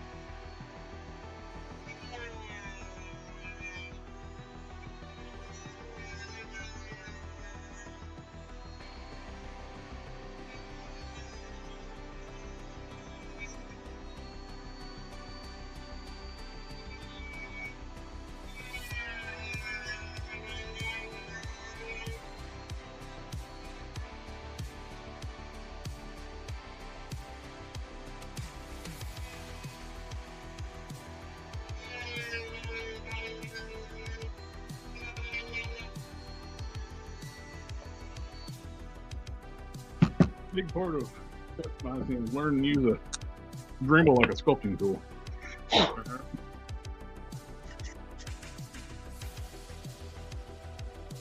I think that looks pretty good.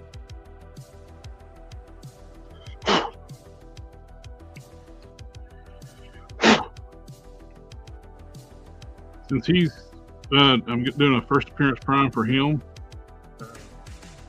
The arms that I prepped for my final form, third form prime. Yeah. I'm going to use those on his, and I'm going to use Gorgons for my final form. Okay. The Gorgons have arm hair all over them already. I was just gonna say, yeah, he's got the. You don't have to worry about the. Doing the tampo, the water slides. Yeah. Just do the tattoo on the one arm, which I already have that with a water slide already fixed up for that. You know, it's a good thing though. Like I know you didn't even realize it because when you started doing primes, the only body we basically had was Caliban, and then they started reusing the body. So it was like, okay, you know what, you got other options in case, right? I've been waiting for them to do arms and skin tone, and guess what? Gorgon's the exact same color as the body is, the exact same color as Retro Carded Hercules. Oh, nice. And I have a skin tone mixed up perfect to match that. Oh, wow. Where you at?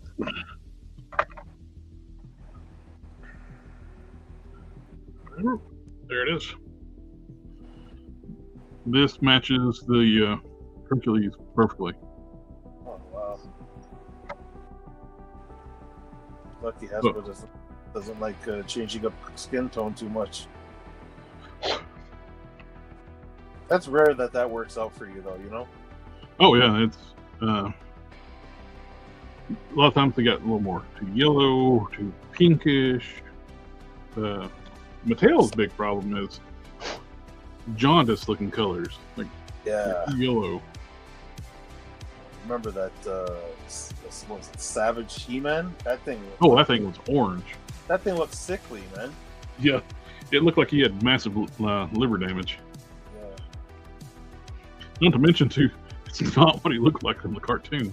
I know, he was like hulked out, man. It's like I don't understand why they. Well, you know what it is. They probably didn't want to retool a new, but they did because that's the only. They just could have used the Skillet with some new parts. But what I'm saying is the body on that Savage He-Man is totally different from all the other He-Man figures. The shins don't add up. You know, he was the exact same size as Skillet in the cartoon. Yeah.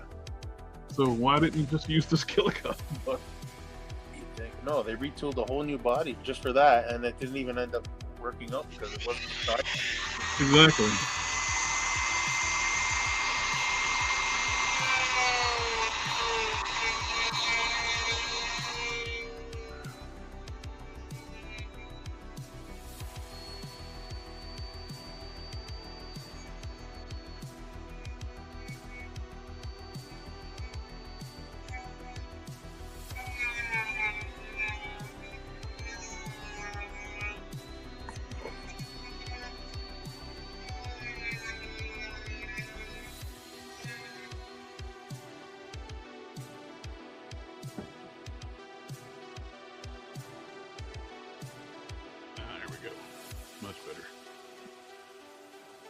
I put a curve on the back of the heads so they sit around the neck.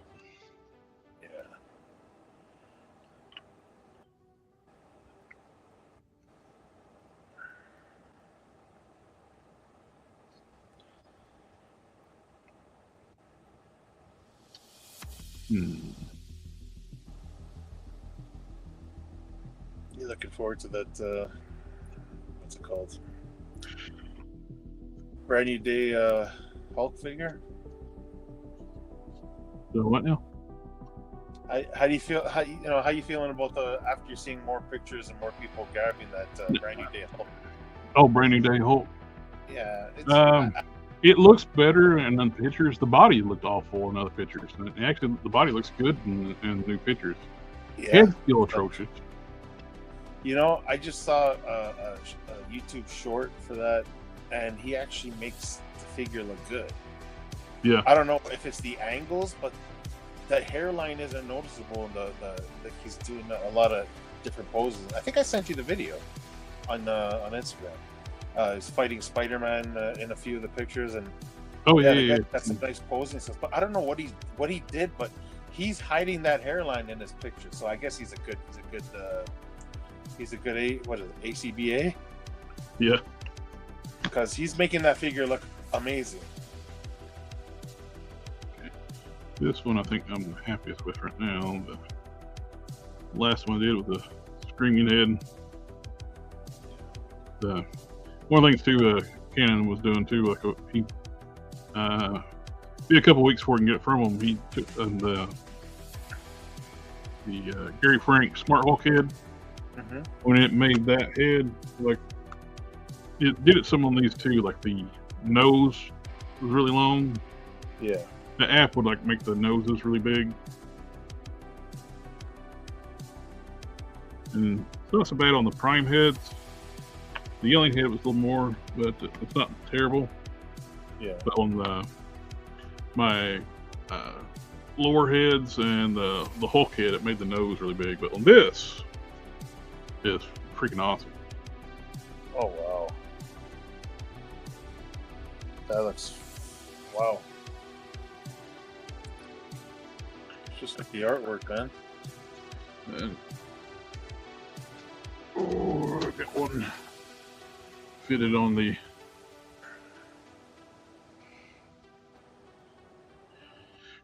Venom body. Now, maybe when he gets back to work on the armor stuff for this, to make, I may tell him to go ahead and just need to cut out the pecs, because the way my chest is designed, it really needs to have the lower part of the pecs cut out.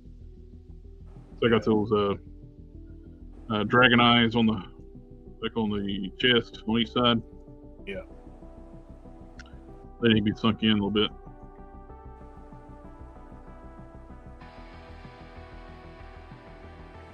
The head looks great. But the way the character would transform, like I said, the eyes, the dragon here, and the snout would be like down this way. Yeah. So like basically the head would just rise up out of the body, and the humanoid head would just sink down in. You got the glowing gemstone looking piece through here.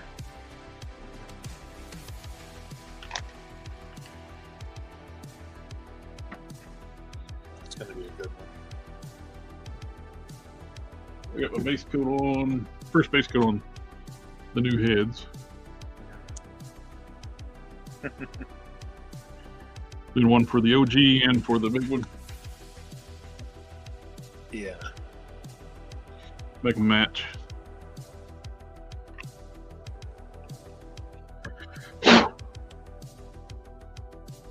Need to cut a little bit more off the back of the head. Need to increase the arch on the back so it sits back on the neck a little better. Low budget dust mask, putting my shirt over my nose.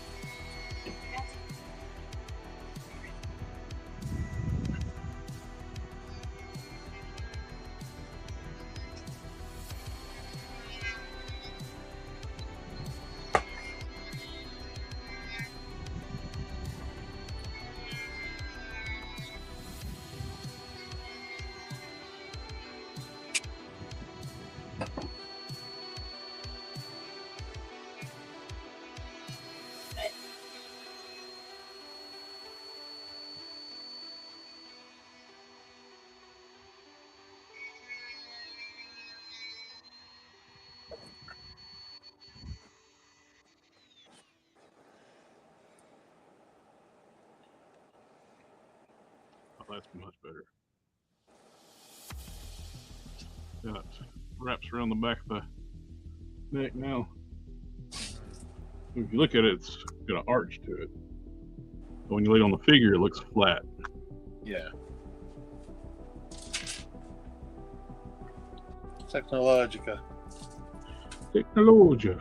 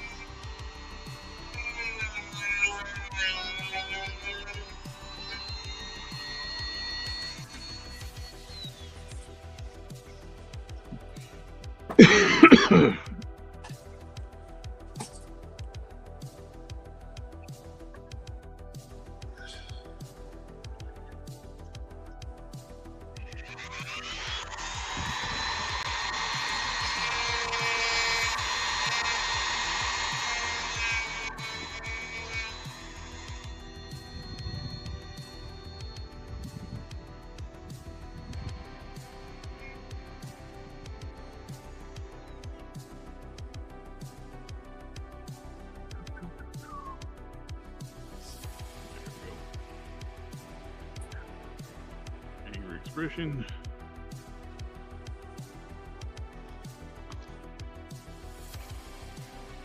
Now, smiling head.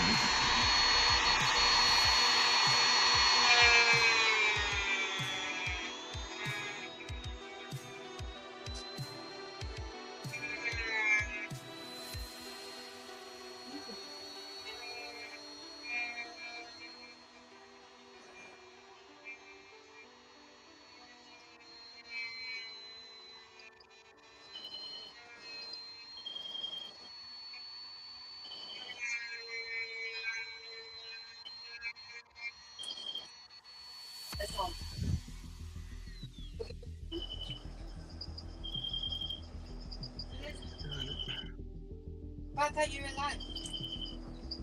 There we go. That's that one. That's good. What I'm gonna try to do, I bought some fresh blue stuff. Yeah. I'm going to see if I can do a push mold off my first appearance prime. Hopefully I don't hurt the paint. If I can do that, I can replicate that chest armor much easier.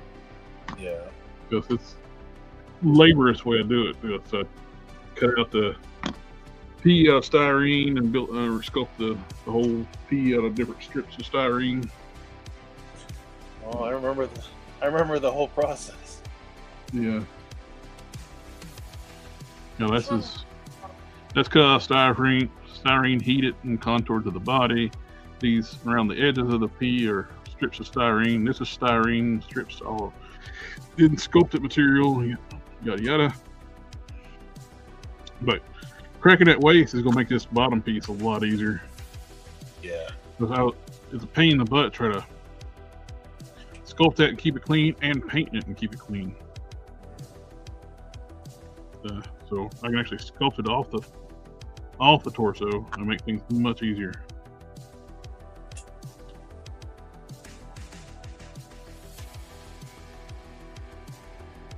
So,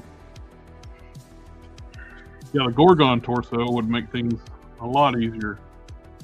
That's the neck is flesh tone. Yeah, no kidding. Off of Protos is smooth.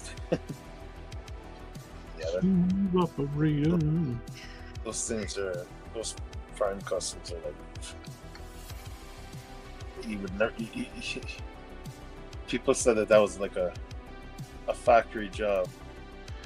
That's Yeah, I've had people ask me where to buy that. It's like, made it.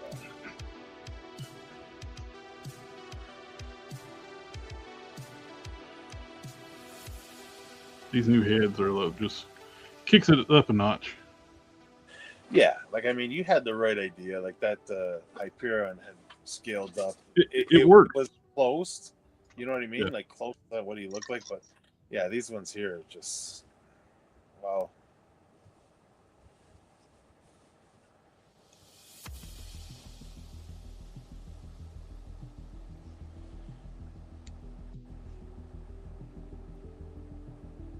The new resin you're using is a lot stronger than the other stuff, right? Oh yeah, too. Well, the cast resin's pretty tough too.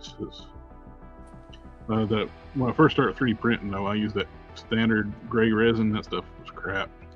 Yeah. You throw these in the wash tank. When I drilled through, there's some pockets of resin that was uncured. Need to rinse them out and put them in the curing station. Ooh. Hey.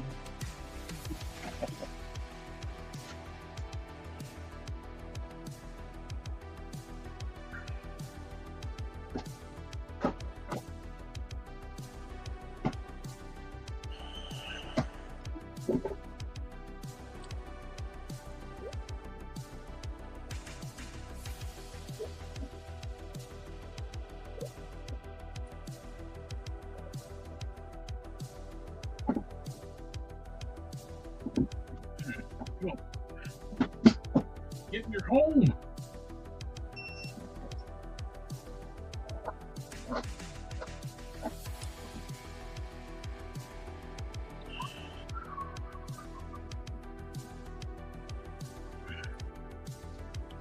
Oh.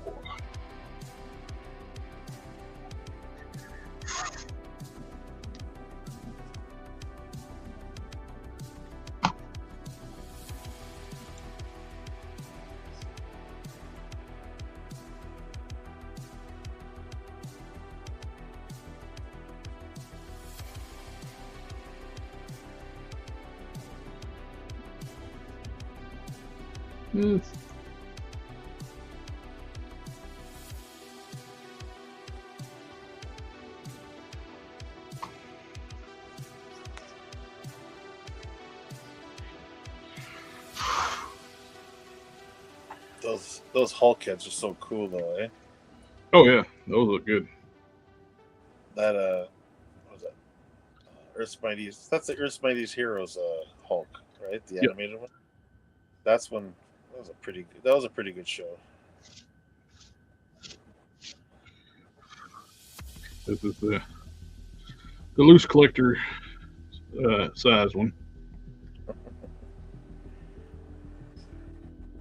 I got the one of the feet done, sculpt wise, and it retains the toe hinge. Plus, when I was working with Canon, it's like instead of doing the pins like it has, I cut a groove, a channel on both sides. We got nubs right here where it just friction fits, so it's pinless now. Oh, that's really cool. So much better.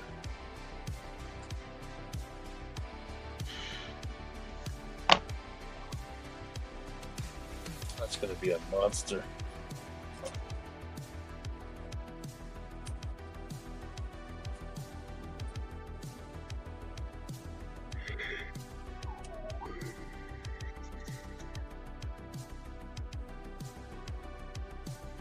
Maybe texture snips.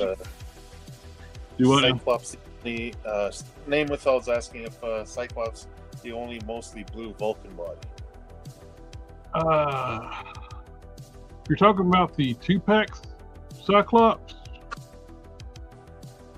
Dark blue? Yes. Lighter blue? No. You do have the Star-Lord at the lighter blue. Yeah, they're both on the Vulcan bodies, right? Yes. But the astonishing Cyclops is not on the Vulcan body. It looks similar, but it's not. You think they keep them all in uniform, like like standard size? Now, they haven't reused that Astonishing body either.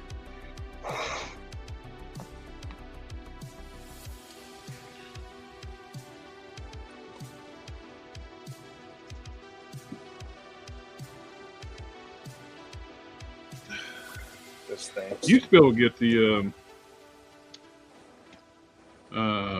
Star-Lord. I keep blanking out on Star-Lord's name on that body. But you used to be able to get that Star-Lord figure pretty cheap. Yeah, you told me that a while back. You used it for a couple of customs, didn't you? Parts of it. Yeah, I remember that. Nope. This has got the arms off of it. No, this is off the butt. Oh, yeah. No, I'm sorry. It's the Bucky cap. Then I got the Bucky cap arms. Yeah, Namathel says he's thinking of making a Miracle Man.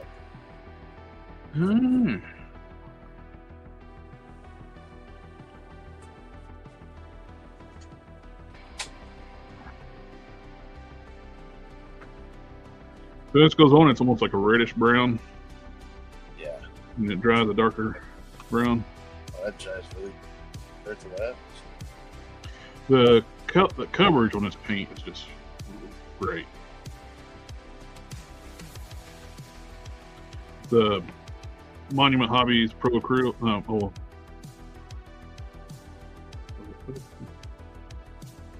Monument, yeah, I think it's Monument Hobbies.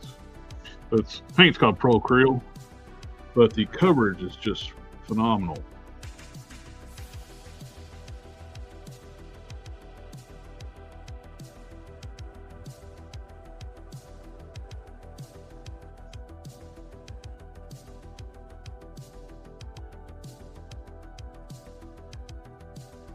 Oh, it just covers that black, eh?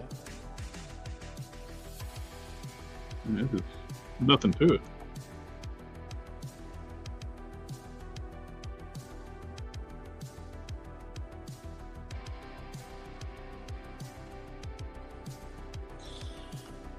Shit, I haven't worked on any customs for quite a while. Lacquer.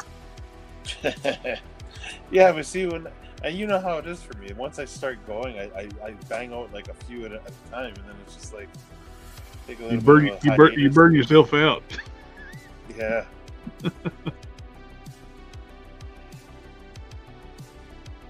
I love this head sculpt. It looks good.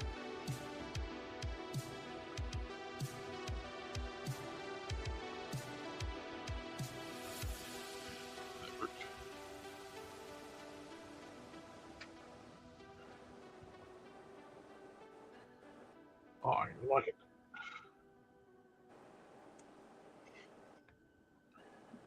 Any touch-ups on the small one.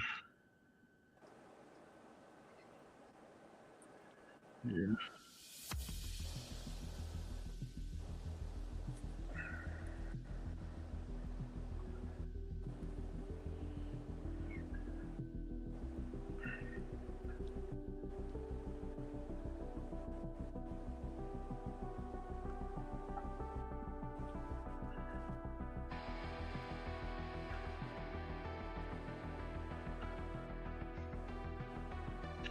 Yeah, for the small one, I had sculpted a lower jaw. Just the way the head sits at on the Ursa Major, the head neck jets forward some. Yeah.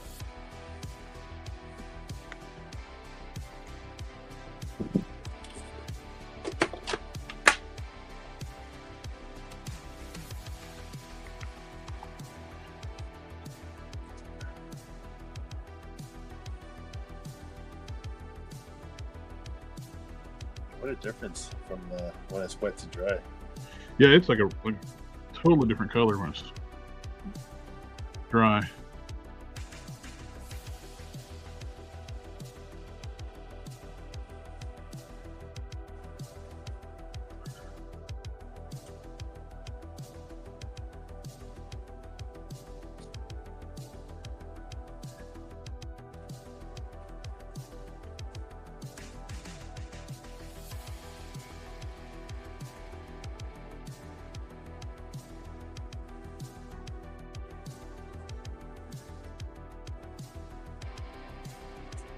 I like it. Yeah, it looks really good. That's a nice paint, man. Procreal, you said? Yep, the Pro Acryl. Yep. Okay. Monument Hobby makes it.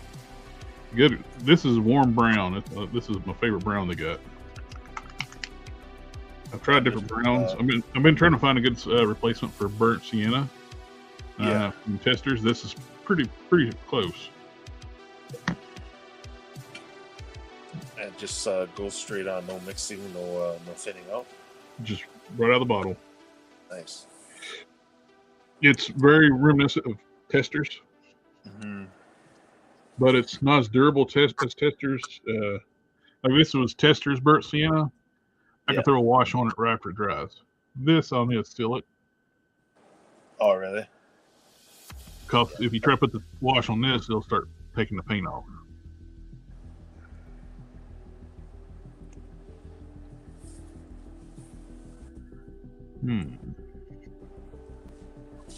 I didn't catch that.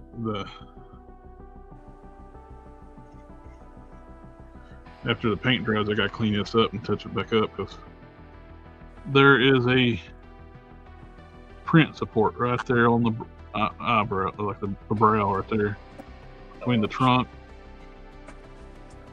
I didn't see it until the paint went on it.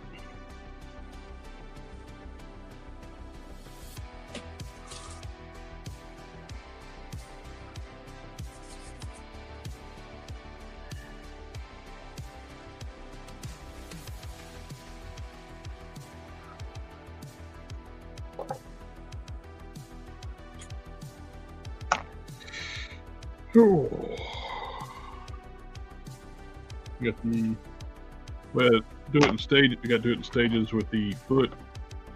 Use the green stuff to build up like a base, where I can put the epoxy sculpt over. Yeah.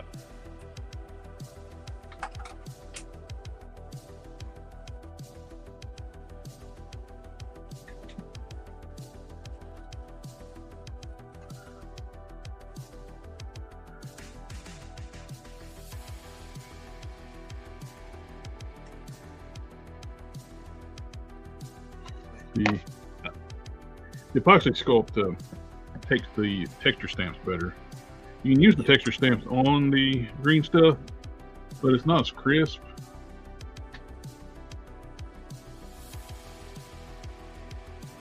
I had to revitalize my hardener on both my epoxy sculpt and my Fixit sculpt. My hardener has been getting hard. You can put some water in there. It's still absorbing. So it's super squishy now. It's all hard up through here. So unusable. I hear so many people throwing this stuff out because it gets hard. Yeah. It's like, just put some water in it. Let it sit for a few days. It'll be fine. Oh, yeah, you keep doing that all the time, right? Oh, yeah, and I've had Fixit sculpt for 20 years.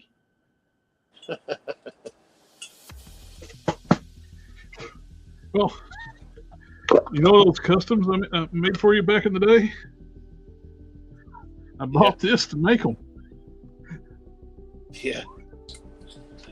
Yeah, they still hold up. See, this stuff was like rock hard.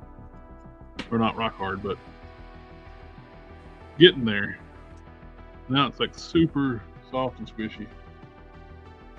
It's got the discoloring, but they don't hurt anything with the mixing it together. It's still absorbing the moisture in it. There's still some water in there. But how nice and soft it is now. Yeah. I've used this tub for almost 20 years. Wow. Well, yeah, it's been about that.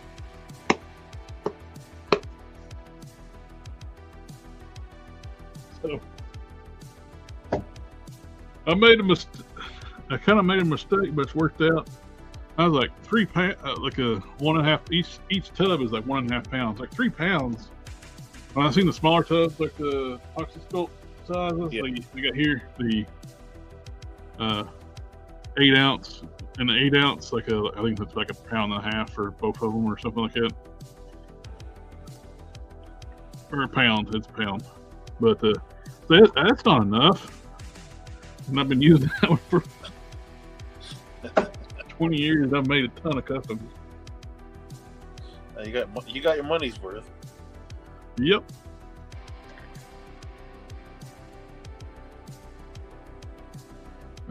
Both of these have a Fixit Sculpt in it.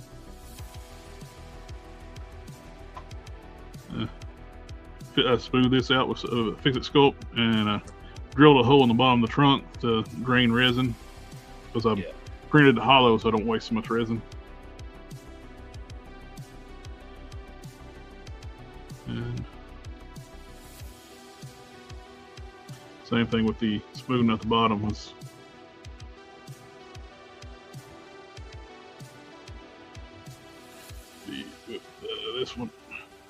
this one has 3 neck posts that allow for where the neck range is limited on the Ursa Major. So if I want to look up farther, I put it down on the lowest one. And standard position is the middle. I want to look down more at the back one. So I want the sculpt what looks like the lower jaw there. Use green stuff for that. But for stuff you need to that's another good thing for green stuff. You can build stuff out and it supports itself pretty well. Yeah. Without having to building like a frame under frame for it.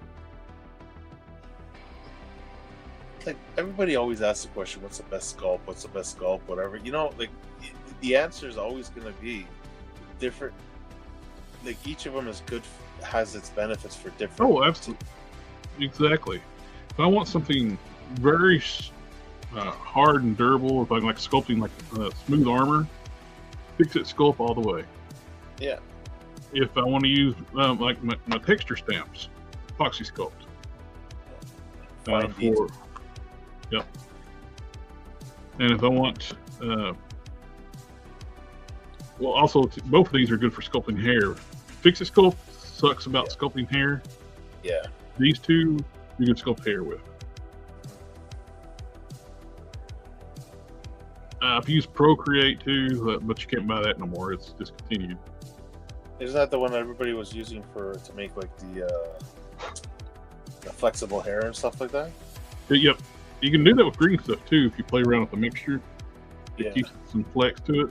I've never pulled it that way.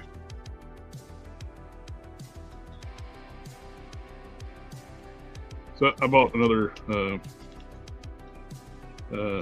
Dark Star or Dawn Star, whatever her name is, so I can have an extra torso for fitting the head. She's cheap, so mainly want this just so I can do test fittings. Because I don't want to keep getting. So you Dremel out the head, fit it, and you get Dremel dust all over your nice painted figure. Yeah. Get on this, I don't really care.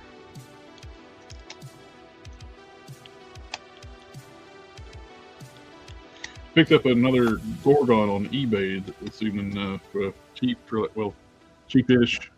Tax and all shipped. It's like $40. Oh, not bad. How much is the 2-pack up there? Down there, I mean. 2-pack is like $63 plus tax. Oh, that's not bad if you're getting them for like 40. The Medusa's good base figure. Yeah. But I don't really need her right now. I got an extra Medusa from I bought an extra on the Gorgons before, so I figured Rogue Prime's gonna need some arms, and let's go ahead and the skin tones I'm using matches those arms. Might as well make stuff easier for me. You're gonna have to start thinking about future Prime. Yeah.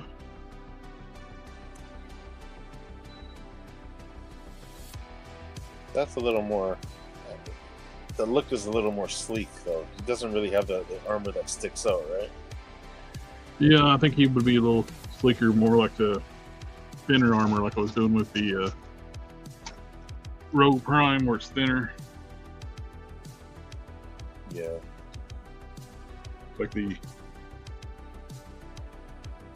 form fitting. I need to figure out. I need to make the decision to figure out if Rogue Prime, this shirt piece, his armor piece is like more like a shirt, I guess. But I can't tell if it's blue or black. It's one of those things where like it could be either one. Yeah, well, you know how they used to use glue to make the black look better on paper. Yep, use blue Yeah, for like highlights. Yeah. I guess what best thing for you to do is if you wanted to make it black, just like what you did with your Ghost Rider jacket, just highlight it in blue. Give it the blue drive. That might be a little tougher though. With it's smooth. It's smooth, so it don't really have. Yeah, no, it's very textured. So. At this point here, you're custom. You choose what color you want. What color you think would look better? No, I think either or would look better, but I can understand through the blue being blue. Yeah. With because his next form is red and blue. Yeah, like a darker blue. Yeah, I could see that. Maybe like, I know it's smooth, but you could probably put a black wash somewhere in there, right? Yeah, I could do a wash to it.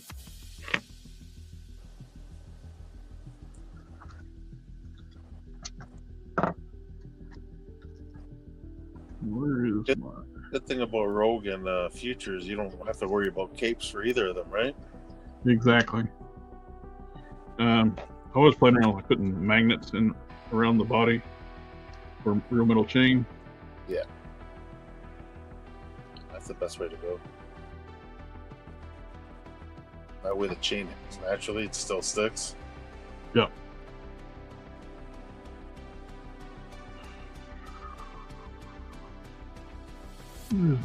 There he is. I was looking for the head.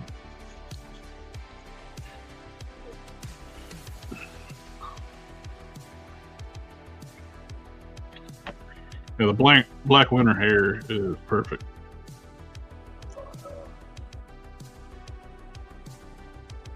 That looks great. Wow. That's the first time I saw the head. I started using like the Warpath hair just where it's long, but I wasn't real happy with it because it wasn't real like wind swept like most time it was. Oh, this looks perfect. I've seen somebody using the black winter hair on something else. I forget what it was, and I was like, "That's perfect." I could see that using that hair for like maybe even Sentry. Oh yeah. I need to tighten up the socket a little bit because the hair is so heavy. I think it might need no ring.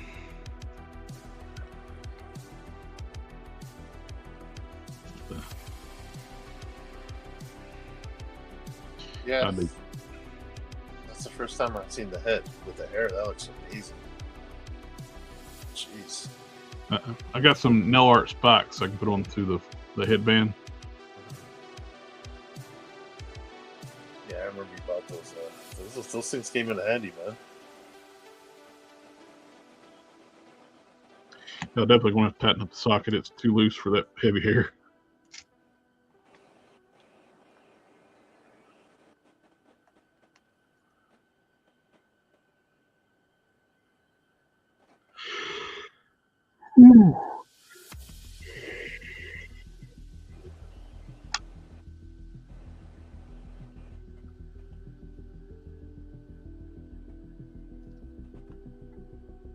Still got to dribble down the neck on that.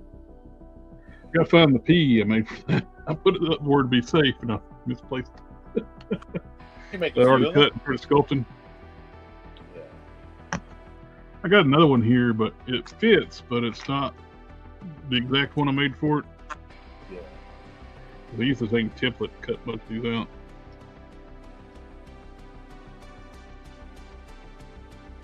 It don't fit perfectly because it's not the exact one.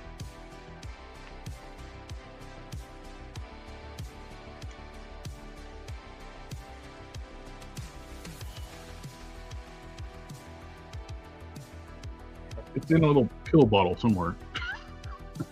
I gotta do a lot of straightening up down here.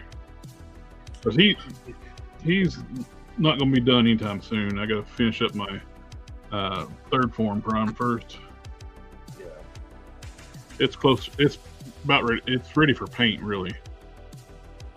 I already have the heads painted. I just gotta finish painting. Get painting the body. Well, I don't have to paint the arms now, so that saves me a lot. And I got the gauntlets here, which I might see how the ones that Canon made. I sent him one of these, and he 3D modeled it. I might be able to tighten them up a little bit with the 3D model, adjusting the scaling. Yeah. These are the ones I made molds of and cast it myself. That saved you a ton of work too.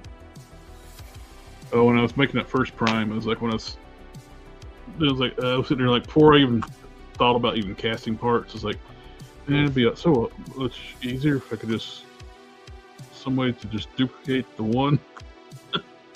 and well, it's the same. I was thinking the same thing when I was doing the boots, because that flare works the same for the boots.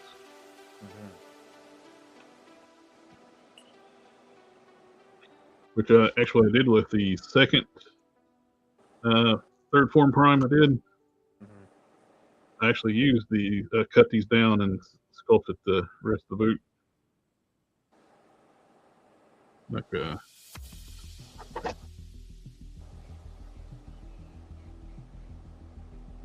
put that like there.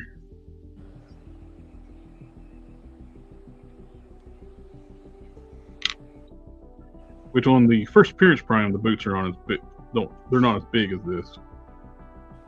And they're a little more form fitting, so I can actually a little easier to do. I think I can still work with that 3D print, 3D model, and squat them down, scale them where they fit around that thigh. The calf, and sculpt the wrist.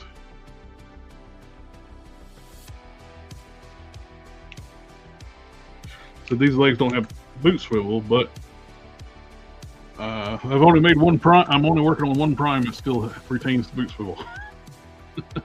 All the other ones eliminated them because it was just too hard to do back when I first started doing it. Because one reason I was able to do these is because I made a mold of the legs of one I already did. Yeah. When I redid the first Final Form Prime, for a friend that bought the first one, then he bought the second one off eBay. Yeah. He asked me to redo the first one into a first appearance prime. So while I was here, I made some more molds. Yeah.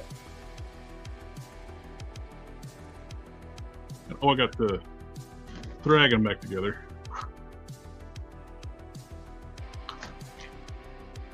Oh. He's back together now. I set the head and the feet to Canon to scan,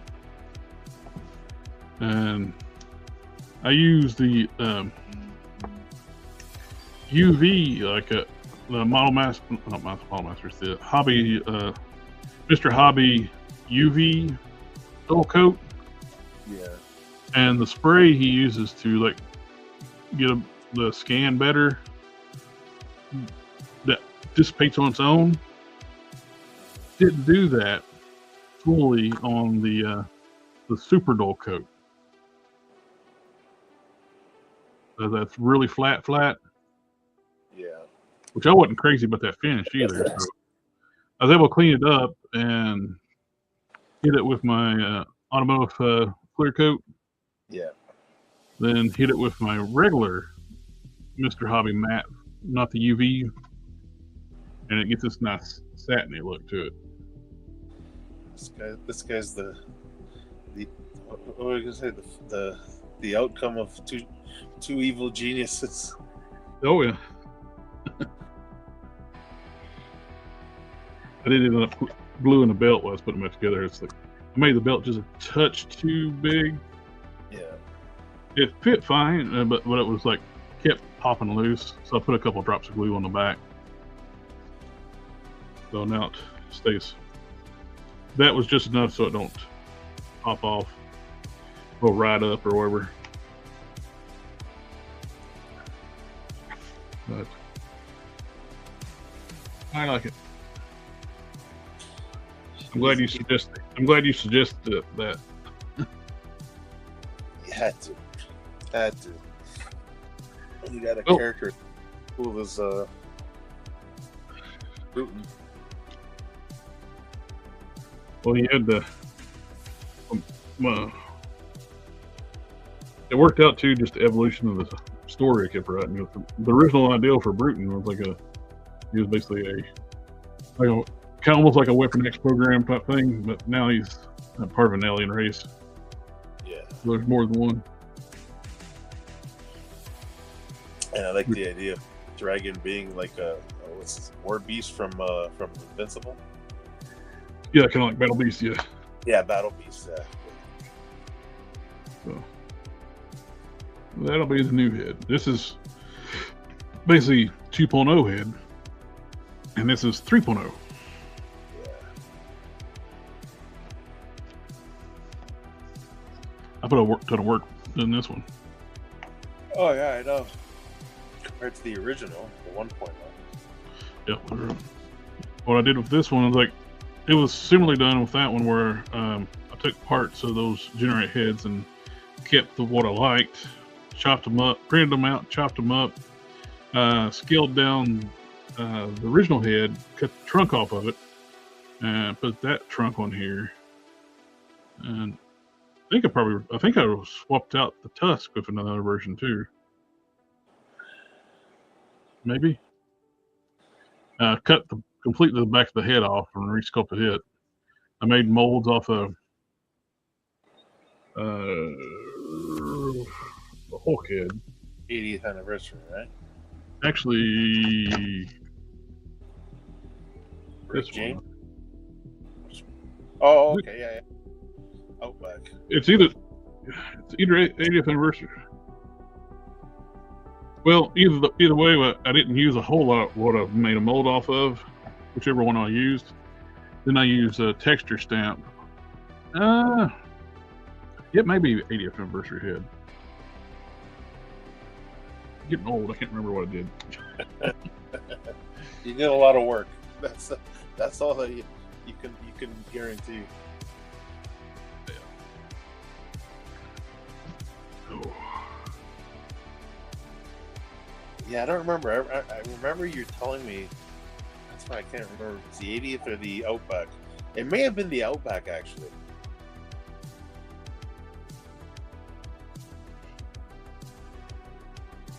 Okay.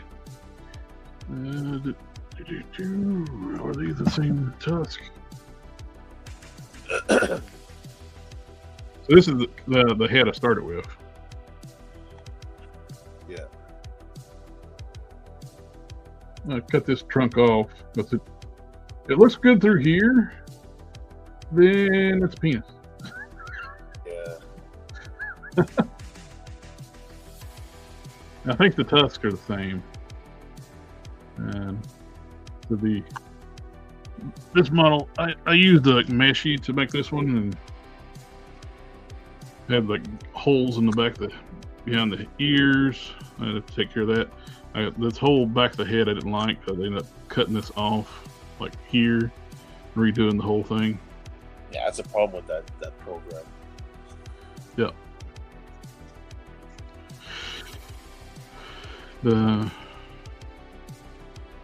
The hit 'em does better, I think. That's where I got this started from, then Canon did a lot of fixes on it, made it much better. It was uneven, so he cut it in half, mirrored it over, connected it. He made all new tusk for it. Then he had like a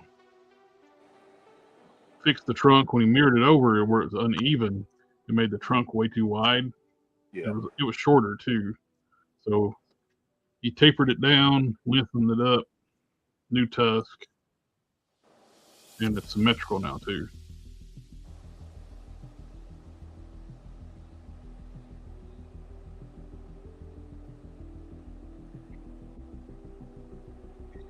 See, the thing is too, not to be impatient, because I want to get that support out so bad, so I need to let this sit overnight, or start messing with the paint stuff. Control the OCD. Yes, that's one of the things you need to learn too when you're customizing is know when to stop. Yeah. You keep messing with something other, and you'll run it. You start chasing stuff. Yeah. Happened way too many times.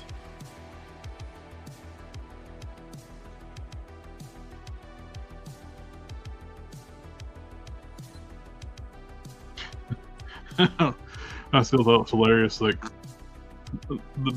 I showed like one of the customizing forums like on Facebook. I showed the work in progress of this little kit bash. I painted the visor. It was rose head. I painted it purple. I painted it black, and I painted the visor silver. And the paint was still. When I took pictures of the work in progress, it was still like still curing, wasn't flattened out yet. And some dudes like work in progress said you should repaint the silver on that. I can see the brush strokes on it. Chrome. I made it chrome. Everybody. I think I know how to do silver. I need to swap out the swords though. These gold swords just terrible. Yeah, no. I'm not a fan of them. They keep reusing those same katana all the time. Yeah, at least it's better than the new katanas. They're like little stubby ones now. Are they? Yeah. Are these the ones that came with those original hand ninjas? They're still using that mold, right? On certain things, yeah. Not hand ninjas, sorry, the Ronin and Electra 2-pack, remember? Oh yeah. They've been using it since all the way back then. It's decent, but I don't know. The handles just look too thin for me. Yeah, this is the only thing I painted was the head and the hands. I think the hands are from Bone Breaker. Yeah. I bought those Vulcans for while they were on clearance, so I had a bunch of those Bone Breaker torsos. Yeah. And they're the vertically hinged hands, so yeah. But Black Panther body, legs are from Safari Jacket, Wonder Man. The arms are from the Bucky Cap, the new one. And the boots are from the Hank Pym body. Wow. That's a... Which, very expensive kit bash, but I had all those parts laying around from previous projects. Oh, yeah. Well, it's not like... the Bucky Caps I got for $10. Oh, yeah, they were at... Ollie's. Ollie's, yeah. So the arms were cheap, but... well, and Paladin... Well, I had these holsters left over from Paladin from when I made those Scroll Troopers. Mm-hmm. When people are like, I love the fact that when they did the Troop Builders on Hasbro Pulse for the Scrolls, They're like, how many? I can't wait to see how many people build armories. It's like 5. You put a limit of 5. Yeah, exactly. But at least they came with 2 heads and extra weapons. So I bought a bunch of paladins cheap. Well, 5. Because you get 5 figures and 2 heads, so you get 10. So I got doubled up my army because they're the same color, pretty much. Yeah.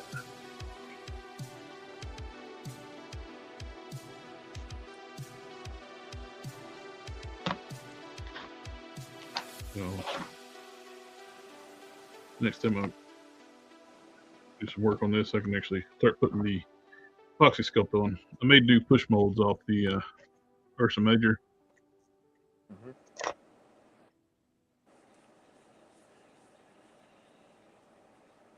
Great, that's another good resource for buying an extra one. I can make push molds off the fur texture. As well, man. Save yourself some work. I'm thinking about. So I got a bigger soldier.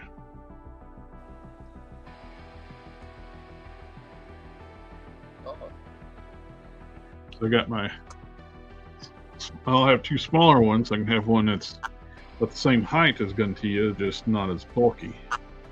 Well, they're not all going to look identical, right? Exactly. That's what I was thinking. It's like I got an extra Balrog I got from Canon when he's selling some figures a while back.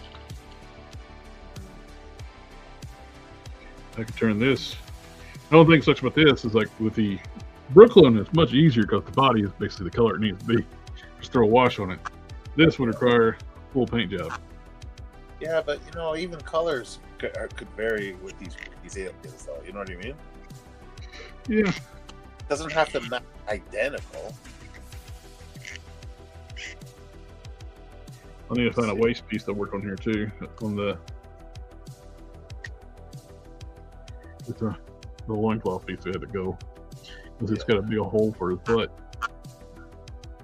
For better to poop on you.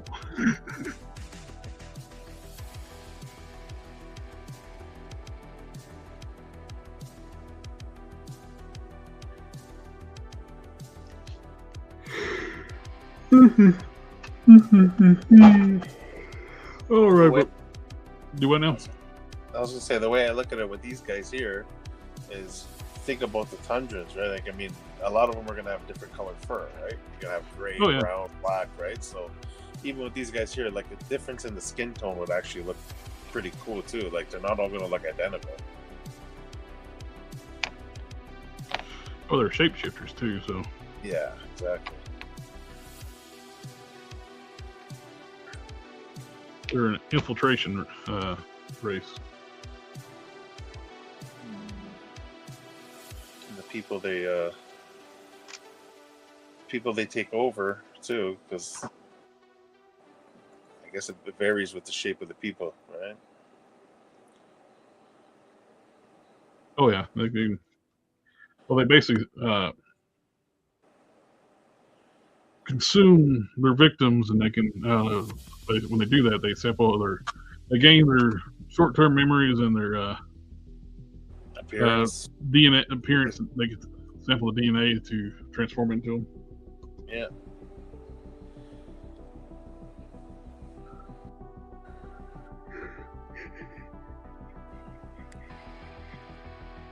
Yeah, Alpha Pro body snatchers.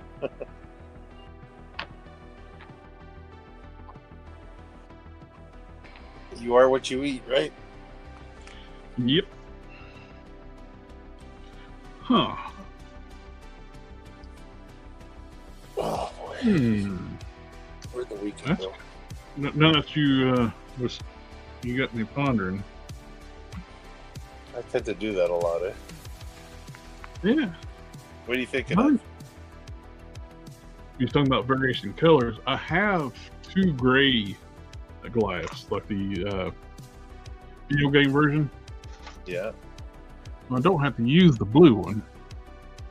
Balrog. Right. What? Well, let's see how this looks. You said color variations. That's print. I got this printed in gray. It's tough resin. I mixed white and black tough resin together. Put the mahogany wash on this head. See what it looks like. Just do the brown wash over the gray body. There you go.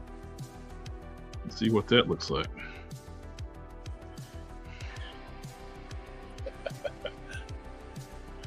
Well, I'm trying to cut down, like, there's a ton of work to change something from blue to brown. Yeah. It makes sense, though.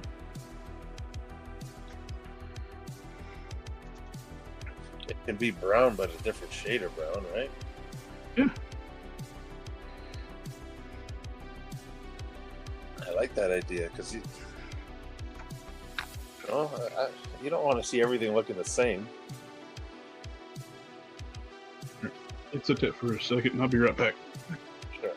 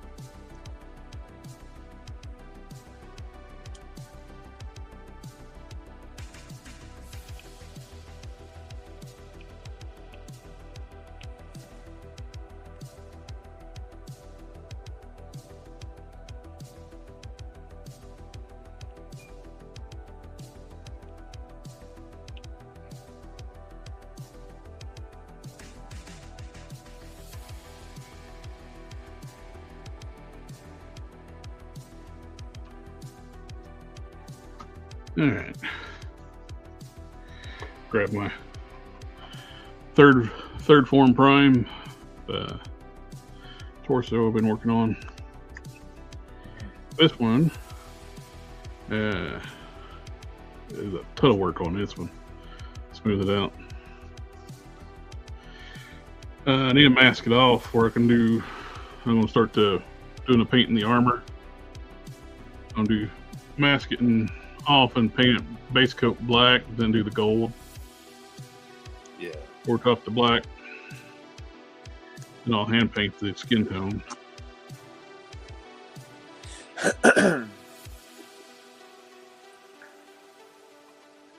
But that was shaping up pretty well. Now, let's see how this looks.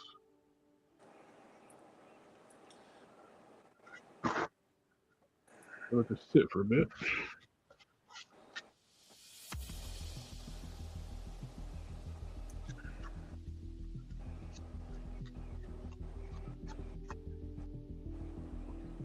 We won't know totally what it looks like until it dries.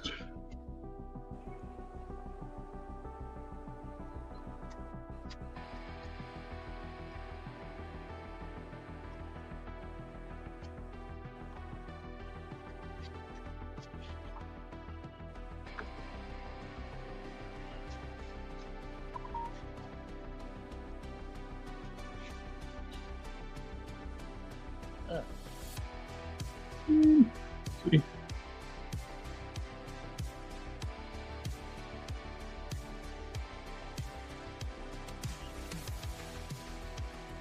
I think dry brush over top of that too after it dries a little bit. But we'll see.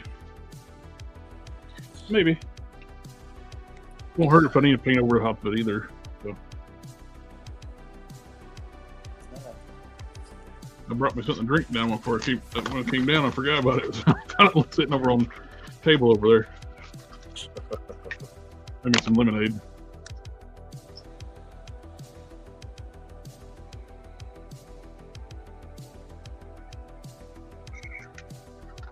Oh, good stuff.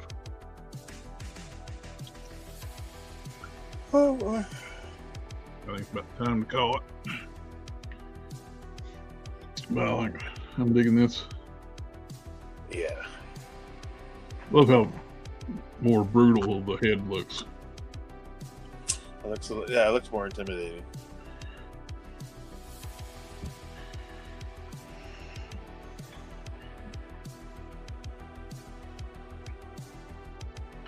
Okay.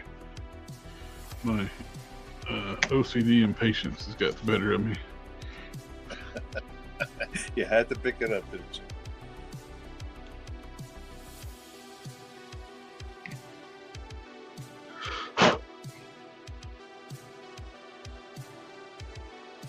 Is that from the 3D print? Yeah, it puts these little supports on. Yeah. It puts the supports that don't need it. Sometimes when you do the auto generate, I try to delete them. Yeah. I missed that. I've never seen it put one there on like all the different sizes I've done. I've never seen it put one on the brow. I'm assuming the paint actually made it stand out more. So. Oh yeah. I never even saw it when it was even in black. Even after I primed it in black.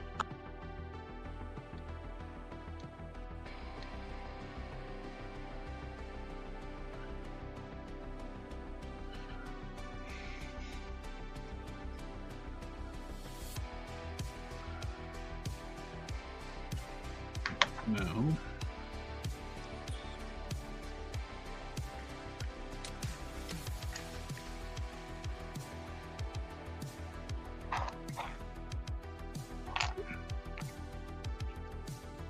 I've already, on the prime, I've already primed the feet and the boots because those are smooth.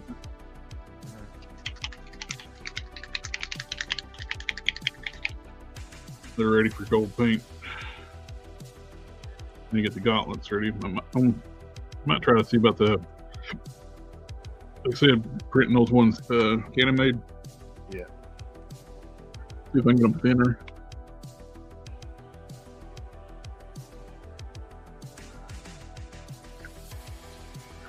You got it out then? Yeah. It's just amazing how different the color is wet versus dry. Yeah, I know. It's night and day.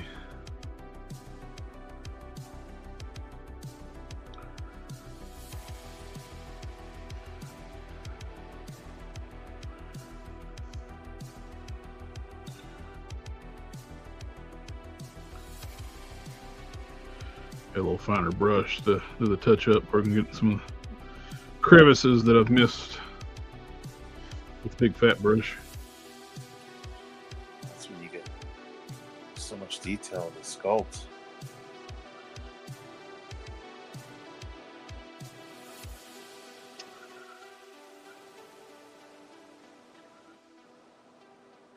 Like right there is the freaking support. Trying to find them in the hair is hard. Yeah.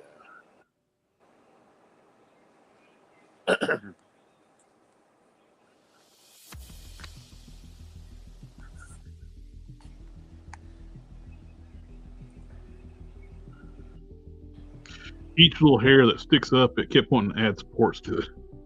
Yeah. It don't need it.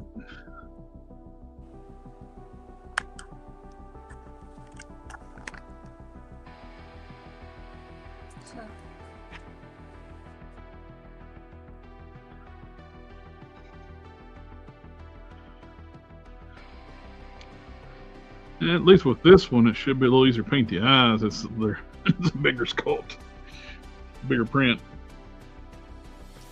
Yeah.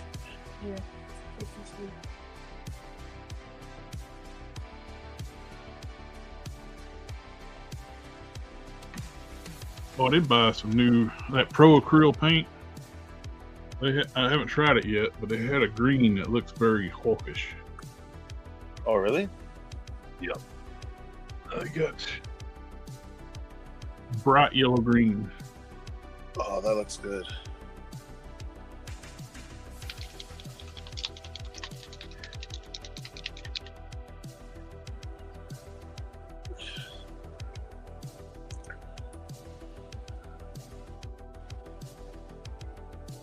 It looks about like that green I used when I did the original Smart Hulk. It looks almost like that Sublime green from Testers. I like that.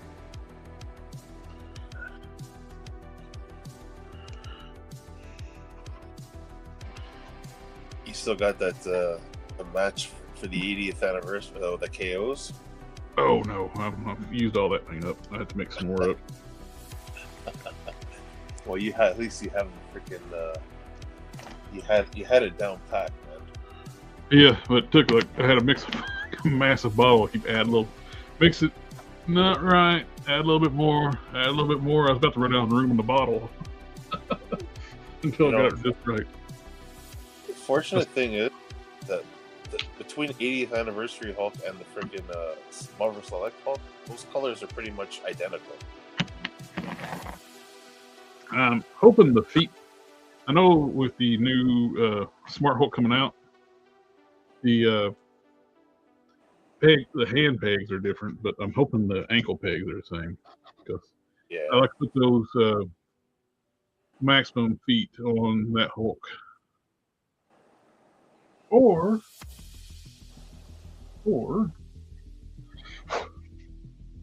no, he's got short pants. I was gonna say put some shoes on him, regular feet. But he's got short pants. That won't work. Yeah, he's got them just below the knee. He's got knickers on. Yeah. Oh shit! I probably shouldn't have said that. The AI might mishear that. Short pants, AI. Short pants. Short pants.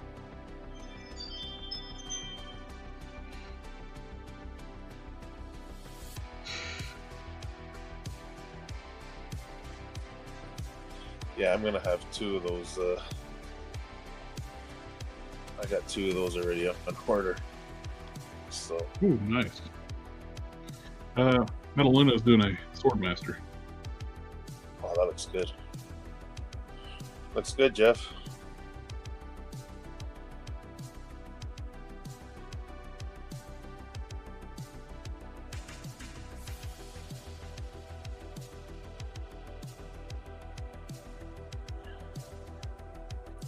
I tell you, I got a brand new Day Hulk for $13. No, you didn't. I had some credit on the thing, so when I ordered the first one, it was only $13. And then we started talking. I was like, okay, you know what? I think that's good proportions for Ed Norton Hulk. Mm-hmm. So I bought the second one full price.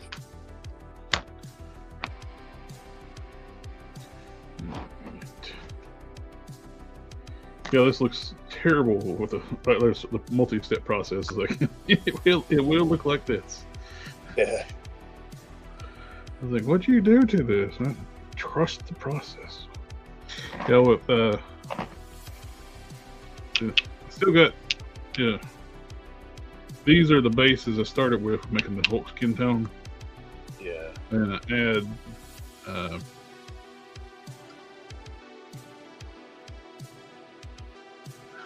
I mixed into it. I mixed yellow, mixed these two together, some yellow, some white, little dab of black, and keep mixing and mix until I get just right.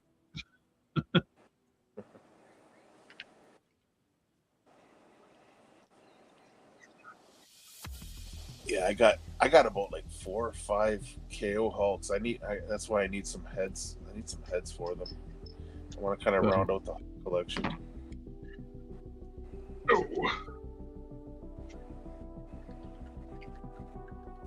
Oh crap! It's about like tester's paint stuck. Oh, I got it. Okay, I'm very low on both of these colors, but I might have enough to mix up a batch.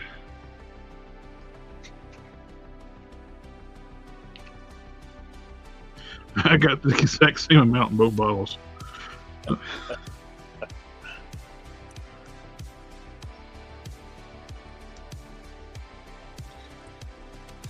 I like Tamiya paint, but you don't have a lot of color selection. Yeah. This is acrylic too, so.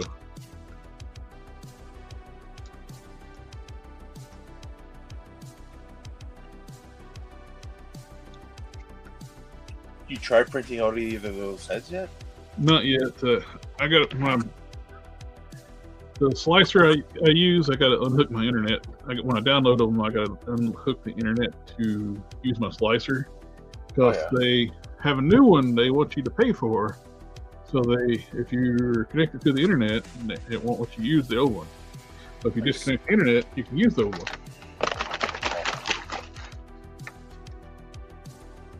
Neat little trick, though.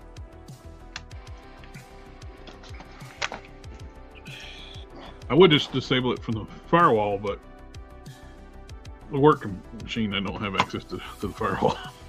Yeah.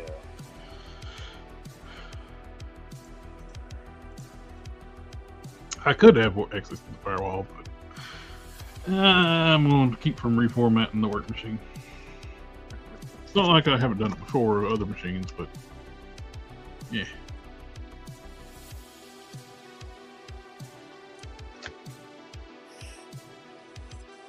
All right, my friend. I think I'm going to have to call it a night. Yeah, same here. I'm working on aside with I did have that like Electric Express Reviews channel. Yeah. I got tired of having like 4 channels, so I gave that one to my friend Shelby, and he uses it for streaming now. So the 1970s Customs YouTube channel is kind of like, well, it's actually both my channels, like where I don't put out content like daily. Yeah. So they don't recommend you stuff. So I'm actually taking all the reviews, updates, like the information on like the Oles channel, where it's going to have reviews on there too. So I'm starting out with my very first ones and working up, basically doing retro replays, what I'm calling them. Yeah, I've noticed a few of those. Yeah. Re-editing them a little bit too, where they got different intros, outros. Yeah. Hello, Benny. You kind of set the telly in. We're getting ready to call it a night.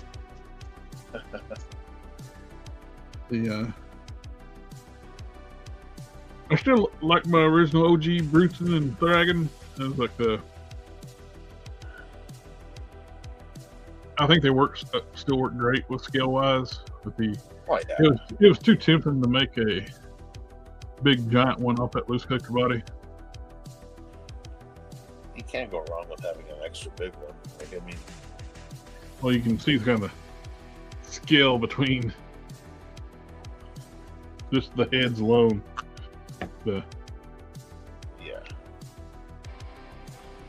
Marvel Select does. Marvel Legends does. But see, this is what I'm saying though. Even like when you got characters like the Hulk, you have Marvel Select versions and you have Marvel Legends versions. You know what? They both work. Oh yeah. And I'm feeling the artist. Sometimes the Hulk was drawn like that. Oh yeah. Like the what's hilarious, like they always list like the Smart Hulk being like what 7 foot, 7'6", something like that. Yeah. And people try to use that as but he's constantly being drawn like 9 feet tall. Well, look at when I posted my Sasquatch custom. Sasquatch is listed at 10 feet. Yep. He's been drawn to look even bigger. Like, I mean, you saw those pictures of him with the Hulk. He makes the Hulk look like a regular sized person. Mm-hmm. So that's why I said no. I want my Sasquatch to be, that size of that icon. Like, it had to be that big. Yep. I can't get over nobody has STL files for that head yet. Oh, the Sasquatch. Yeah, the one I used, man. Or any of them. Like, as soon as that Loose Collector body got released, you would think somebody been out there been like, oh, there's people that have been selling pre-painted heads, but I want to paint it myself. Yeah. The ones that's pre-painted, I can paint better. Yeah, no kidding.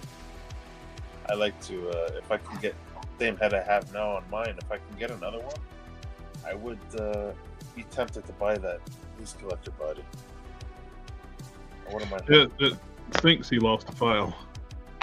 Yeah, I know. Because he wouldn't have had a problem sending it over. He's not like that. Yeah. He like I said, he did it for me as a favor. Mm-hmm. Like, yeah, I totally didn't expect that. When I messaged him, I was like, oh, jeez, he lost the file.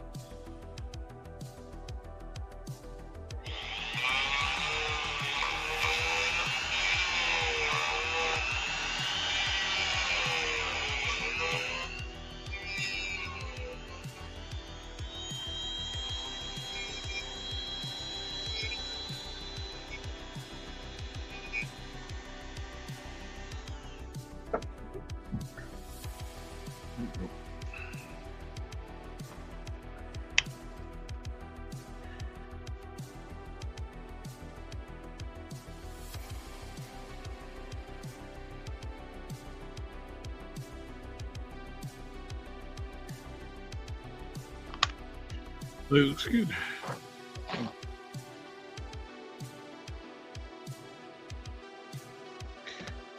Now, just get these. The rest of the body's done. I just get the feet and the head painted up, and the Loose Collector one's done. Then I just go finish painting up the one over here for the OG.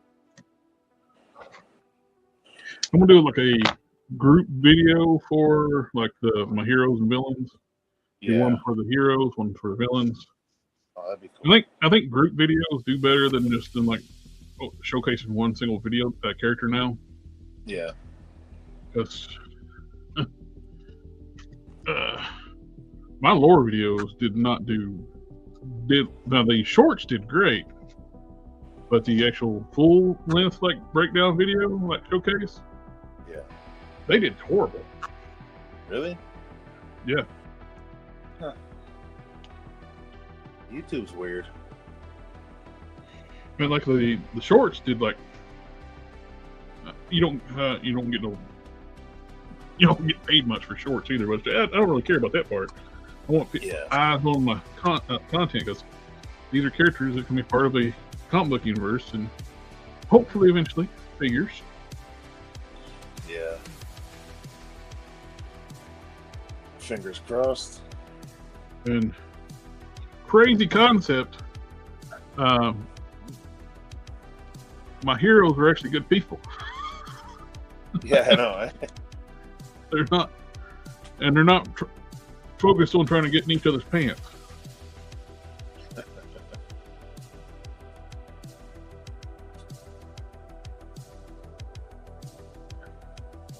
Heroes doing good because they want to help people. What a concept.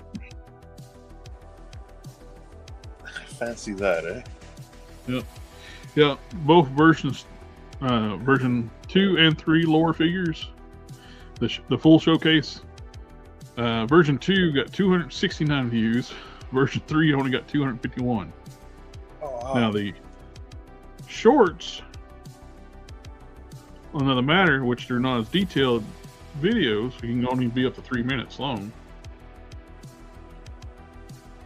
The shorts got, for version 2, got 7,300 views.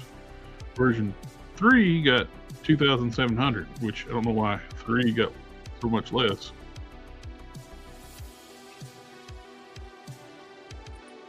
Yeah, but the version 2 did fantastic.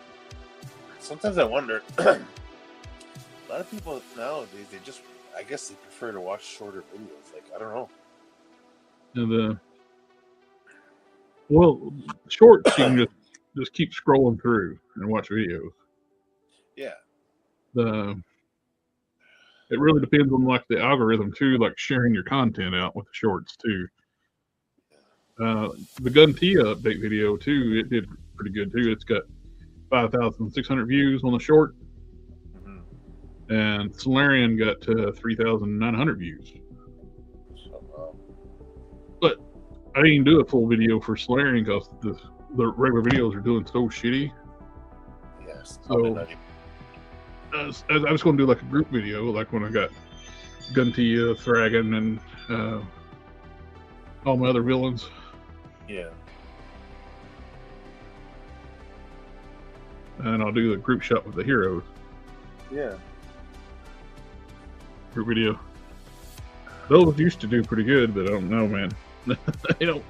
they don't seem to be pushing my stuff anymore.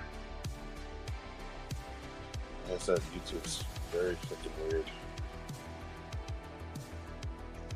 Now like even with that last review I did for Hulk 2099. Yeah. It only got like 561 views, and it's like a brand new figure. See, that's strange.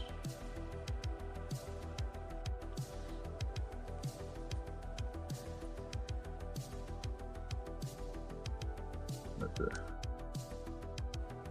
I like more stuff.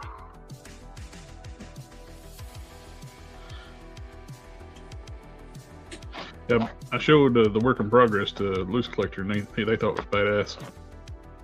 Oh yeah. Show it with the head mount, the head mounted onto the body.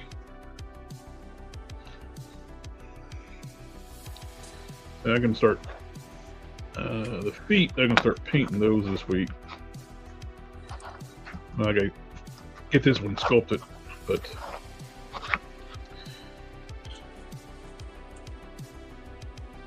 I was wanting to let the green stuff cure a little more because I put this piece of green stuff on this morning. I needed to round it off and put a vertex through it. I had to do a gap right here. I want to fill it in with the green stuff and have it round it down with the fur sculpt continue. Yeah. So I like it. Would be nice if I could have had like the foot more blunt, like an elephant foot. Yeah. But work with what I got with the base foot. That looks good.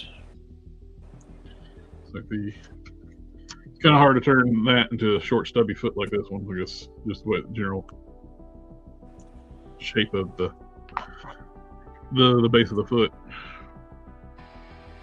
It is possible. And they are like more humanoid too, so they're Exactly. like somebody mentioned, like thinking the head should be bigger. That's the mammoth, but they're more like it's more like a Hulk-based character. So It's your character. You know exactly what you wanted, what you were thinking when you designed it. So. well, the OG design was more mammoth style head. Back when I originally drew it in high school. Yeah.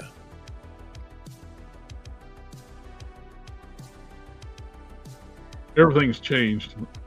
Like I said, the original concept for the character is like a Weapon X like project where he's created in the lab, but now he's part of a race.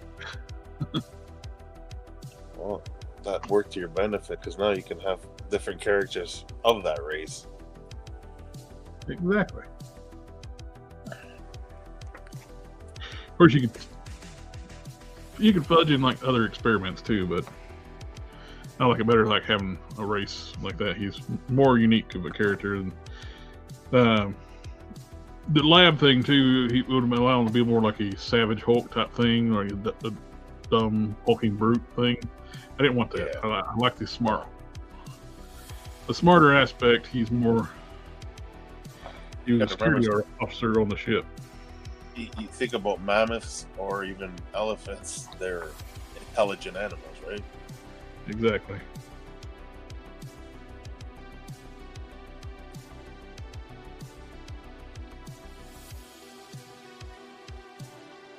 Plus, you got to remember them too. If part of the story where they end up on the planet on the home planet there, Mm-hmm. right? Like, I mean, they end up building their own base on Bruton's planet, Tundra, right? Well, that's how they Lore and Bruton meet for the first time on the survivor of Lore's homeworld. Actually, like the refugees went to Tundra to build a base there. Exactly. So if it's remote they did it for like security remote, and it's like most species can't survive that planet because the high gravity and the harsh environment. Yeah, and Lore's species, like, I mean, his people can adapt to anything, so it makes sense.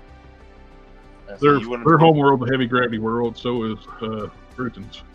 Yeah, you wouldn't be able to have any of that if he was created in a lab, right? So exactly, and I also worked it out too, like with the I got one here, the belts for the Darien suits. Yeah, it's a gravity field emitter. It'll help protect people for different environments like that. So even though people that can't handle a heavy gravity world, the technology can. Exactly.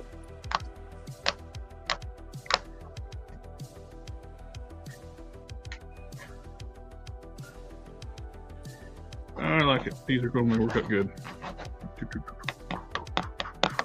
These boots are made for walking.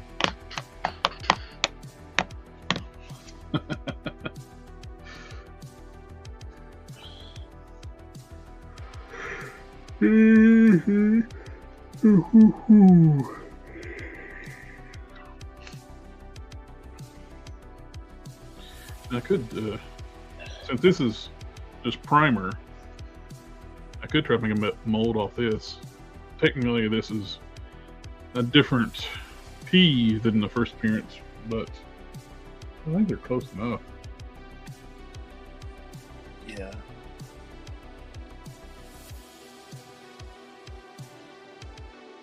This one's got more like a sharp edge down here and a cut through there than down.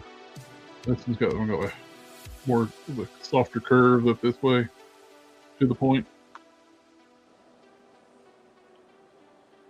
But I worry about hurting paint on this with the hot blue stuff.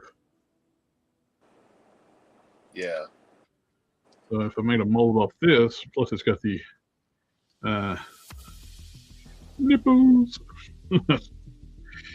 First time sculpting nipples on a figure.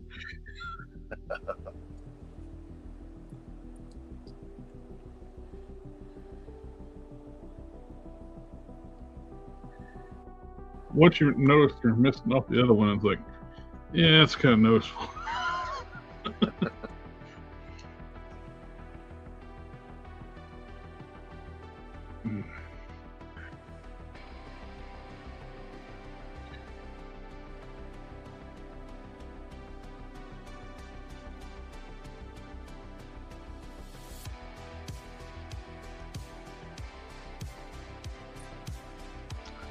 Yeah. I did a little different too with the magnets too. before I was drilling a hole up top and inserting the magnets there, then sculpting over top of it. Yeah. And I was like, realized, why am I doing that? When I can just cut out the inside and put the magnets in this way. Yeah. Yeah. Let's see. There, right there.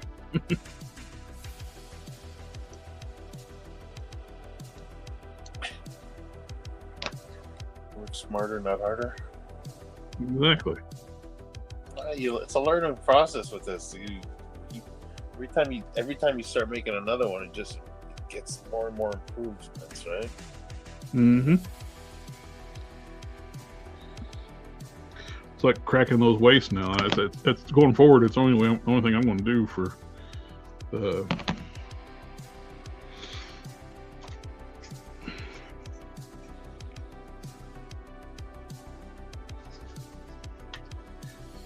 sculpting and prepping. So I've been taking knives and like going around like the hips and cutting around and all that. I was like, if I could just crack the waist and make it a lot easier, then just fill the hole in the bottom. All right, that's enough. I need to go to bed. Yeah, I kind of extended the stream today by showing up. So Hey, that's all right, brother. Everybody in the chat, thank you for coming in, hang out with us tonight. And always, everybody who's new to the channel, like always feel free to ask questions. I'll try to answer the best I can. And we'll catch y'all on the next one. take care, guys.